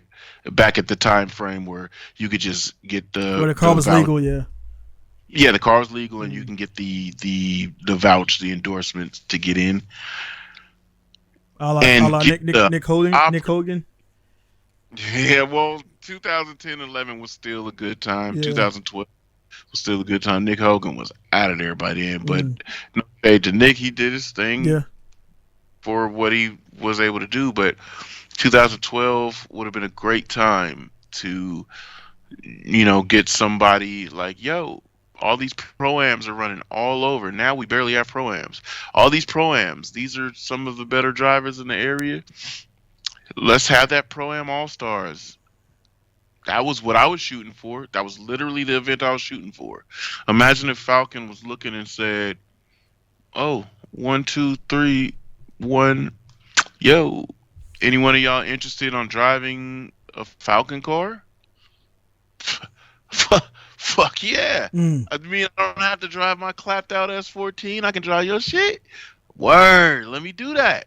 And then they do good in it. And then Falcon's like, yo, we want to offer you, you know what I'm saying? This and that. Pay this. Yeah, we mentioned that before, man, with the far as the team. Because there's, even though there's, again, JR, Justin got his thing. There's no, it's pretty much like, technically everybody, I don't know if this is the wrong term, but it's like pretty much everybody there is a privateer, roughly. Yeah. As far as they just all come together under the one unified rules of, you can't do this. You can't do this for this chassis. You got to be blah, blah, blah. And you got the Papadakis crew. And Papadakis kind of floats around to a lot of different guys. He's not really, and that's kind of weird to see too, because you figure he would only work with Turk, or he would only work with, and so he's working with 5 different drivers. He's getting paid 5 different ways. Smart business guy. You know what I mean? Like, you're going to pay me for my knowledge and setting shit up. And again, to kind of roll back to another podcast, a lot of these new cats don't realize Papadakis was doing that shit in drag for years. So he done conquered that shit and like, all right, what's new? Formula Drift. Let me get on this shit, drive a little bit, and then develop and put my knowledge from the drag racing shit over to this. And they don't even know he was a drag racing dude. And while Fools is over here doing 5-minute diff swaps, he's doing 7-minute engine swaps. Yeah. Because he's been around it so long, he's got it down to such a science. He's like such a brilliant mind engineer. He's like, I only need this to come through this wire harness mil spec right here. Pop that off, pop those off, get these mounts off, pull that motor. Get that motor right there, put those parts on that, put that in, pop that in, fill it with fluid, and let's go. Quick disconnect everything, man. Yeah. Because he's such a engineer. He's such a brilliant thought process. He's such a brilliant mind. The reason why, because pretty much everything you explained, that's you know it is. You explain changing engine on F-16. They just unclip. My dude told me it's literally two mounts that holds that, 2 bolts that holds the engine in. Everything, and then everything else is just like, it slides in the clips and everything, and you release the clips and do roll me. I'm like, that's that, because I went to the engine house, which I mean, literally, where I sit right now, there's an engine test house that's about, maybe if you drive maybe 2 minutes, 3 minutes this way, there's an engine. I was about to say, it sounds like just 7 miles out. Yeah, so it's like they like, yeah, man, they ain't got time for that shit to be taking 5 hours of fucking swapping engines. Need that bitch to be out, slide that motherfucker in, clip, fuel, start that bitch up. But when it's wartime, when it's game time, and this motherfucker's down, and we need air support, get that shit in the air right now. Yeah. All right, drop it. But there it goes. Connect that. Get that new line there, that hardware. Get that brass fitting. Put that fucker back in there. Get in the sky. Fire that bitch up. Yeah, fire it up. Go. You're like, well, how do you there's the thing they built is like, well, you know how motherfuckers, we got to break it. Like, ain't no breaking, man. That motherfucker ready to. You got to be on the line in 5 minutes. Put that motherfucking afterburner 5 minutes after we bolted it up. Engine like sleep and shit, and then just getting woke up like, all right, you're doing the most. You're going from 0 to the most. But it's already built, it's built. And that's a different level of shit where a lot of guys are not up on it. And guys, and I don't knock what people do, but they spend so much time in like aesthetics and shit, and like they won't spend like the time to do a bulkhead fitting, quick disconnect wire harness, or they won't do a you know what I mean, different stuff where it's not that expensive. It's just they don't want it. It's easier to do a push lock fitting than it is to do a dashed in fitting and make the hose and all that shit. And you just take that little bit of time, and that way you can do like the quick disconnect. You know, well actually those cost more because they can't spill. I was gonna say it costs bread. Yeah. Right. Yeah, they cost more. They cost more than fittings. But the simplicity and the exactness of it, it's not like going, let me disconnect this, and this, and disconnect this, and this, and disconnect this, pull this line off. Okay, we're good. This is like, all of that shit can stay on the motor. Unplug that shit from the firewall, pull that shit out. Be like, swap that shit when it's over there. Yeah. Get over there, put that shit together over there. Y'all clean this shit up. All that blown up engine parts all over the place in the oil. Clean that fucking engine bay up while he's doing that. You fill the shit up. Y'all change that gearing because he was banging the limiter. That's why this motherfucker blew up. Get that shit done. You done with that motor? Get that shit over here. You get in your suit, put your helmet on, get in here. You know we got to start this motherfucking car when it touches the ground to get ready to go. Directing shit. Yeah. That motherfucker was like, he like, I never, you know, he's like, hey, no interview shit. He'd be like looking at Pearson trying to interview, like, nah. Papa Doc said no, like, yeah, get the fuck out of here and let us do our thing. So it's like that's real. But the thing is, you see that from his Papa Docus. I think I've seen the 4 guys shoot some guys away before because they trying to get an interview at the wrong time. But everybody else, they kind of like, and it's not a knock on them. It's just like they're not commanding they're not commanding the time well enough. Which this is business, man. This is $10K to enter this event. I'm not fucking wasting a dime of this money, man. We got to win to get some money back to put it in the repeat. And how cool is it to be the elusive dude that nobody ever gets to talk to? Yeah. That's true. See me all the time. Yeah. Know my work. Yeah. Respect the thing about me. Don't get to talk to me too much. Be the Dr. Dre of it. Yeah. Everybody knows what Dr. Dre does. Yep. Don't never get to hear what Dr. Dre think. Yeah. Don't ever get to hear what Dr. Dre talking about. You know what I mean? We just Dr. Dre the shit. Yeah. I love that. I love I don't know his story because he don't say shit. I don't know nothing about him because we don't never get to see him. The only reason I know him is from Suit because back in the day when I was in the drift thing, and that's all people talked about because the Honda scene is where I started. And Papa Doc is that name. If you were in a Honda, you knew who Steph Papadakis was because he was running the fastest all motor this, the fastest this, the fastest this. Suatari and Ari Allen and all those dudes going crazy out there. You're like, damn, I see him all the time on Sport Compact Car and Turbo Magazine and all of this shit. And damn, AEM is synonymous with Papadakis. And now he's drifting and what the fuck? He's actually on the track. It was like that was because I didn't know that. Look how much time he didn't waste being a driver. Yeah, he was like, I'm out of here. I suck. I know what I think. What he did. I think he, in his mind, I don't know him, but just he used that time. He didn't give a fuck about winning. Nope. He was using that shit to gather data. Like this is what because what's going on, right? And I got a situation with a shop here local, right? Who everybody kind of defaults to this guy, but the guy he does not know he don't know fucking one thing about racing the car, but he builds cars. But every time the car comes to my shop, I'm like, dude, this is built by somebody who knows mechanics. They know how to put stuff together, but they don't know shit about racing. And I'm like, because certain things he would do, I'm like, that's going to chafe. Something super simple as clip is rotated this way. Exactly. I got exactly. Who do this shit? Exactly. Yeah, I do that. Exactly. That stuff. I'll be on a down day, be like, let me change all of these couplers and fittings and make all of them be this direction so I could just go in there with my motherfucking impact and be like, exactly. And you know what I mean? It's like those things. Yeah, it's like shit like your dudes like who listening and watching know what you're saying. Like say like your intercooler coupler pops off and you put all the bolts like you got air dams, right? You put all the bolts you place the bolts to face outside, you can reach your hand, no shit, inside your air dam and tighten that bitch up. Put it back on. If you put those bitches towards the ground and you got a canard on there, now you got to jack the fucking car up. You got to take that shit off, and then the bolt holds the bolts are facing towards the fucking ground versus it's like shit like that where.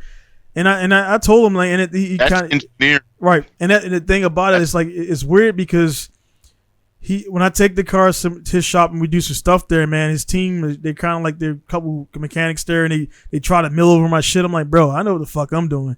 You know what I mean? I know what I'm doing here, and I'm testing. And the guys, I'm like, and I told this guy, he was kind of like, I'm like, I don't need you to touch my car, number one, because I'm not here for that. And it's like you kind of big dog. I mean, I'm like, I'm in your shop, but the same shop I'm telling you about, I went in there one day to pick up a 2J, right? And it's him, right. The lead mechanic. He's been in the shop for over 10, 15 years or whatever, Japanese guy. And I was picking up a 2J, and his whole team, everybody, and I'm being respectful. I think I told this story a long time ago. I went in there to pick up a 2J, but it was still attached to the subframe. And I knew like there's these little plastic caps that you got to take out to get the 14 millimeter to go through that and take the bolt out. And I'm like, I'm standing in the back, hands parade rest, just like I'm at their shop. Let me respect this. But after about 15 minutes of that shit, I'm like, hey man, you pop those out. Oh, Sugoi. I mean, they know shit for 15 minutes, bro. We're trying to fit a wrench up in there and get it. And I'm like, no, you pop those out and you stick it in there. And they just blew their mind, you know, that I knew I'm an American and I know how to work on their shit and I'm in Japan. I was like, because you guys work on the same shit all the time and you don't expand your mind. So they're a GTR shop. That's all they do is GTR, blah, blah, blah. So they know everything around that, so to speak, but then they can't apply that knowledge elsewhere. Whereas this guy will not even fucking look at a rotary. The guy I'm telling you about. He wants nothing to do. He don't want nothing to do with a rotary at all. I'm like, bro, it's easier actually. And he was like, no, I don't apex clearance. I'm like, it's easy, dude. Like you after you, I wouldn't say easy, but you know what I'm saying. After you understand the dynamics, it's like this shit's way less going on. Way less going on. But at the fact that it's way less going on, so one apex seal is going to make a difference. You know what I mean? So failure's a failure. Yeah. So it's saying that to say, man, it's just like Papadakis. Long story short, he did that shit to gather data to know because it's easier is as a driver, even if he wasn't having knowledge. And it's like one thing when you take a mechanic and you go to a shop and you get a car built by a guy who doesn't race. I'm like, I don't get that because you're going off of what theory? What do you have to pull from? And I race. I got pro license, this, and this, but guys still default because I'm not Japanese and maybe they don't want to, honestly, they don't want to deal with a black guy or they don't want to deal with a guy who's not going to take their sob stories. And that's what I'm in a position right now where guys will default somewhere else. And then when shit goes bad, come back to me. I'm like, nah, bro, go back. Go back there. I do that shit. Call it petty, but nah, man, I don't want to work on it. Go back where you went. Because you knew I was here, but you opted to go 2 hours out of town to get what you thought was going to be experience. And, you know what I mean? And the thing, God, I'm telling you about, we're actually partners, but it's getting to the point now where he's not going to tell guys to stop going back and forth, but I'm like, hey, man, I don't want to do this back and forth shit. You come to me or you go to him. Because we both do the same work. We both do good work, but one, I race, he doesn't. So it's like, who do you want to build your car? The theory guy or the guy that got boots on the ground? Because you put him on a track in the car and dude can't turn a lap. You know, he's like that level. He don't even drive on a hobby level. So I don't get it. So Papa Doc is having that track time. He knows what I would like if I was a driver. And I think that's the only reason he did that. And that's some boss shit right there to go out there, gather the data, and then like say, all right, well, fuck this, let's build shit.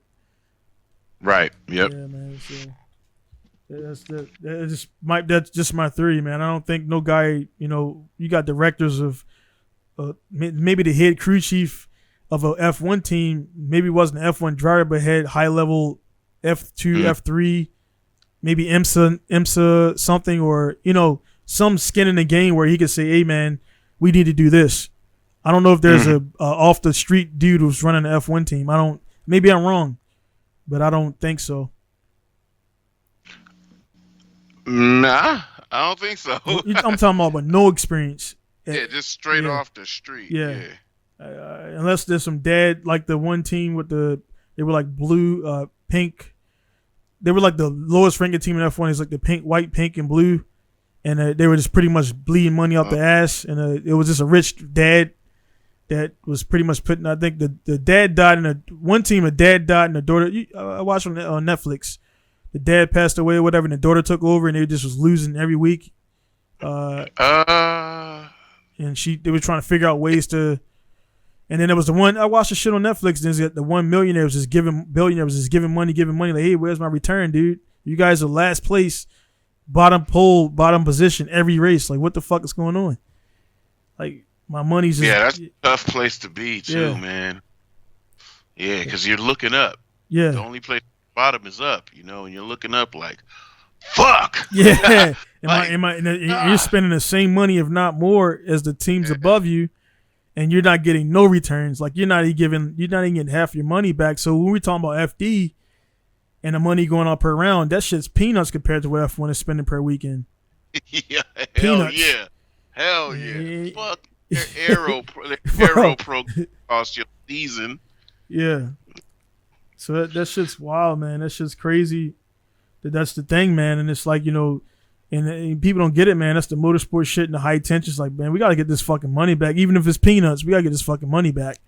Or ROI is always on the lookout, Yeah, and, to wrap up what I'm talking about is like, dudes were like, man, you disappeared, this, and this. You quit. Like, nah, bro, I'm not in a place I ain't got time to put into a program right now and get my cars to where I want them to be at and match my level where if I fuck up and lose, it's just because I fucked up. It's not the car breaking up. It's not the tires laminating or whatever. And dudes want to go out there just to show face. And I see a lot of cats here in Japan. They're just okay with saying I'm a D1 driver or I'm a FD Japan driver. And they go out there with a subpar performance every week. I'm like, bro, nah, that ain't enough for me. Fuck that. Right. Nah. Yep. Nah. Nah, I'm taking time. I'm taking money off. I'm taking literally money off the table for my family to eat. And like, we got to get that shit back, man. So, if I'm going out there, I'm giving myself the best chance to win. Fuck all that drifting is fun. I don't. Drifting is fun. Yeah, do that shit at a fucking the final bout shit or whatever the fuck. I don't know. That's for fun event. That's what that's for. It ain't no keep drifting fun. Nah. I'll keep drifting tight. I'm gonna keep it looking good, but I'm really here to work. Yeah, I never seen like JGP like, yeah, let's keep it fun. Like, nah, bro, like I fucked up or something happened or this blew, and you could tell he already thinking about what the problem was and get it fixed so I can come back and fucking win. Like I'm not there to nah, bro. And if people think maybe some guys were saying, well, we're shitheads for saying, oh, it should be fun. Like, nah, there's fun drifting on your open drift days. That's why you have multiple cars. Right. Oh, it's a fun day? Yeah. Let me take this. Yeah. If I'm taking this, it's not a fun day. It's not, it's no. Doing something. Right. Doing something, motherfucker. Yeah. Nah, man, you ain't taking nah, man. I think that's the difference right there, and people want to push there. And what it is, I think with that shit, man, people want to push their own insecurities on motherfuckers and how they feel and their level of because I got a lot of guys I know, and they just constantly be like, nah, man, I'm just always getting there and always, I don't want to be pro this, and this, and it's like, nah, bro, just admit you don't have the skill level to be there. Don't say don't brush it off like it's something that's not important. It's like you just. Like you mentioned, man, there's only 1,000 handful of drivers that can do what those guys do, man. And it's a mental thing, it's a preparation thing, and like the switch, man. If you're doing the same, you're drifting for 10 years, 15 years, and you're doing the same mistakes for those, and you ain't got nobody to tell you, hey, man, don't drag the e-brake so long right there, or you don't need the manji right there, or just fucking go faster. Yeah, you know what I mean, like if you ain't got those people around you. You're just going to keep doing the same mundane shit. If you're going to sit there and continue to do the same thing without a different result, you're kind of crazy. Right. Especially if it's costing you a ton of money. Yeah. And if you're sitting there, and you're sitting in your pit, and you're like, I got knocked out in 32 again, dude. And then your crew comes up, man, you fucking killed it, man. Good job. What? You like, fuck you. Yeah. You know what? You know what? Because you're riding my wave to post your shit or do whatever you want to do. Nah, bro. You fucking killed it. No, I didn't. Nah, tell me the truth, out man. Of here. We sitting down. The event started 47 minutes ago. We're already done. Out. Am I 10K what? 10K entry? Yeah, like, bitch, please. Yeah. Like, what do you mean we fucking killed it? You know what killed it? Yeah. Yeah. That shit's I got some information, man, which is offline. We'll chop it up when we see person on that. But I got some information that I was shocked about because I figured everybody in that arena is doing roughly the same thing, but it ain't the case. It ain't the case for everybody. And then they got teammates who are just doing it from what I gather, they're just doing it for the gram, and they're doing it for the lanyard. Because that right there, that FD lanyard is like the next step above being a starter in a high school homecoming game. It's like, all right, I can stop talking about high school now. Now this is like the accomplishment in life is being a FD supporter or hard card. Yeah. It's like, okay, I mean, if that's your life and cool, but it's like now you're fucking with this driver because you ain't putting your all into it. And I was like shocked at the shit I heard and seen. And I was I've watched do that, yeah, and man. I'm like, yeah, he's like, just, yeah, that's not the right it's not cool mentality. Yeah, that's not how he's got somebody around. That's like I've seen guys. I know you have. I've heard of it in Japan. When they're in the thick of it, battling war mode, pulling off broken suspension parts and shit, and then the other motherfucker standing over there on the gram or talking to other people. 9-man crew, 8 men is busy, including the driver. 9th man ain't. Yeah, that right there. I mean, that dude ain't coming back next week. If I see that shit, and that's what we might go in this trailer depending on how aggressive I'm feeling. Yeah, and fuck up your school clothes. Yeah, man. Yeah, that's but that's some shit you would never see in F1 NASCAR though. That's where I think there needs to be more. You know what I mean? There needs to be more kind of like it's definitely. I mean, look at it now. The streaming, the other stuff, but everybody ain't on board. All the teams ain't on board, and you can say even before COVID shit. So that's not an excuse. But like you would never see some dude in F1 is like the dude with the lug nuts is over there like oh my bad. Like now that motherfucker's out there with that gun. Let that motherfucker not pay. He's gone. Yeah, he's gone before the event's over. Let him not have changed that tire in 3 seconds. And it happens. You see the guys they don't put the lug nuts on. Sometimes human error happens, but they'll let that fucking wheel fly off that car at 212 miles an hour because of lug nut failure. Yeah, because of ripped lugs. Right. You think you gonna fucking work in this town again? Yeah. How many NASCAR teams are in the vicinity of Charlotte? You think you gonna fucking come out here and show your face and people ain't gonna be ready to throw rotten tomatoes at you? Shit. And that's the ones the IG now. They know who fucked up. Like back in the day, it was kind of anonymous. It's like, yeah, Bobby fucked up, and now Bobby can't go to fuck out of here, man. We ain't serving you. Bobby go to the fucking pub, the watering hole, the bar. Yeah. Bobby, get your stupid ass out of here. You don't know how to fucking use an impact gun. Yeah, and guys out there listening and watching, we ain't bullshitting right here because you look at shit like we call it soccer over here. Look at soccer. Yeah, usually do the goalie. Yeah, exactly. Let the fucking goalie they want the same mind, dude. When that dude got killed. They get killed. The dude same shit. Ain't playing, man. Same shit. We were thinking the same shit. The dude fucking scored on his own team or some shit like that, and they fucking killed his ass. You're out of here. You ain't living because you fucked up our sport. Yeah, that and a lot of betting money too. That's a lot of people. College football towns, bro. Motherfuckers will skate through everything, through life. The owner of the car dealership. I'm gonna give Jimmy James over here this Silverado because he scored 7 touchdowns on that cross-town rival. Shit, the motherfucking teacher. Oh, he's good. His grades is up. He's alright. his job. Oh yeah, he's off today.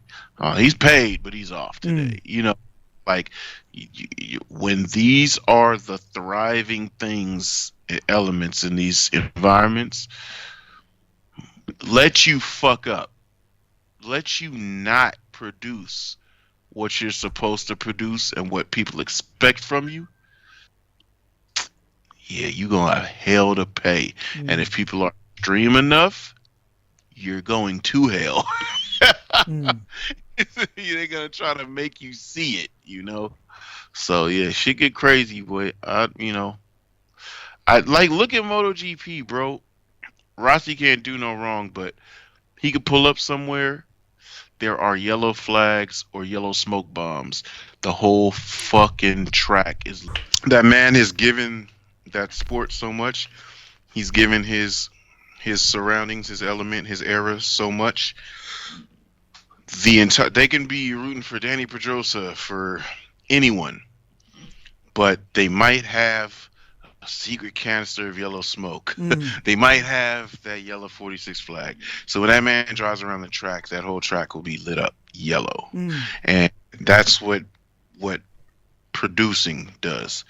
Producing in your element is what gets admiration. Yeah. So it's crazy. That's what the hard pill to swallow, man. Where everybody, when you get to a certain point, like all those, like you said, man, we been kind of hitting on this the whole time.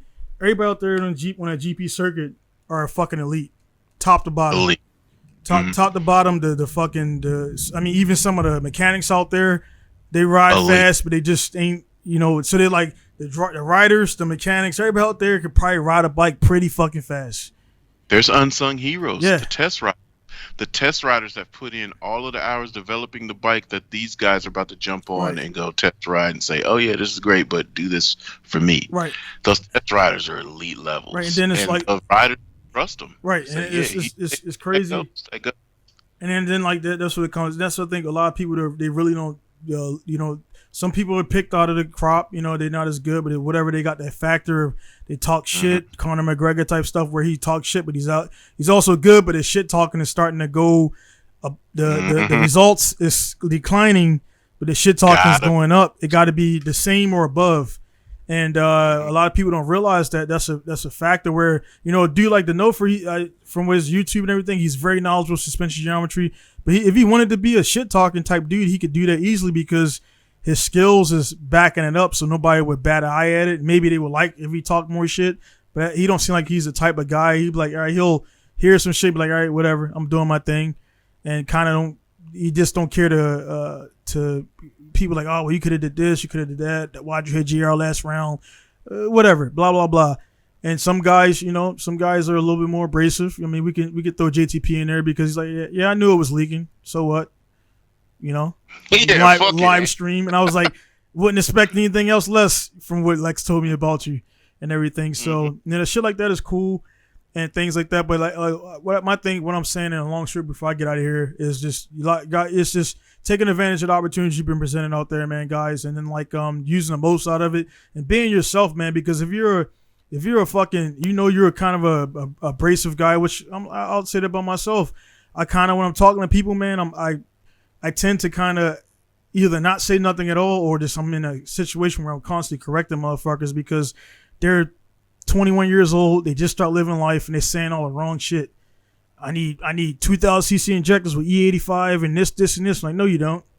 You just gotta go fucking drive and don't be and drive. And then I walk away and they're like, oh, this guy is talking down to me. I'm like, nah, dude, you're doing all the wrong shit to lessen your track time because you think you need all this shit when you can't drive a basic car. And it's crazy out there, man. Just do your thing, I guess.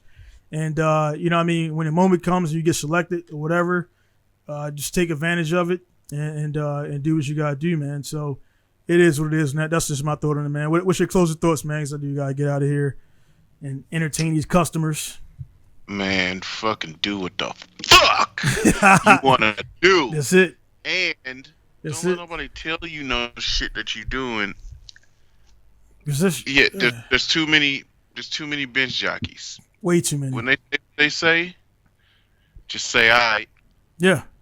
Don't even that's my perfect, man. That's it gotta be a significant amount of shit for me to even like rebuttal a motherfucker. Like it's like, all right, cool, you think that dude? Nice, man. Congratulations. That's hey, I'm not gonna waste my breath. I gotta pick my kids up in 2 hours and talk to you. And I can spend that 2 hours wrapping up my work for the day because I'm gonna come back after that, sort the kids, stuff like that. It's like, man, don't be wasting your fucking time out there trying to tell guys this is why you drive rotaries or this is why you like this car or this is why you like the BMW. Just do what you do, and I think your life would be much better out there. Yeah, you said what you said, and I say, all right. Yeah. Because I don't care. Yeah. He's like, man, because my boy in that CBR, I bust that bike's ass. He told me it will. I'm like, all right, cool, man. Yo, I'm so fucking petty. I'm so fucking petty. Here's what I did at the track. I'm right behind my boy. This dude has an 04 R1. I got a 04 05, right? I love that fucking bike. He tells my boy to pull up closer to him so he can look at his bike. He's like, man, I fucking love Hondas, man. I'm a Honda dude. That's fine. My boy loves Hondas. He rode Yamahas. He never puts the Yamahas down, but he loves his Hondas. The dude's on the R1. He said, yeah, this fucking bike sucks. I don't like it. I'd rather have an R1. I'm sitting back there like, I'm about to murder this.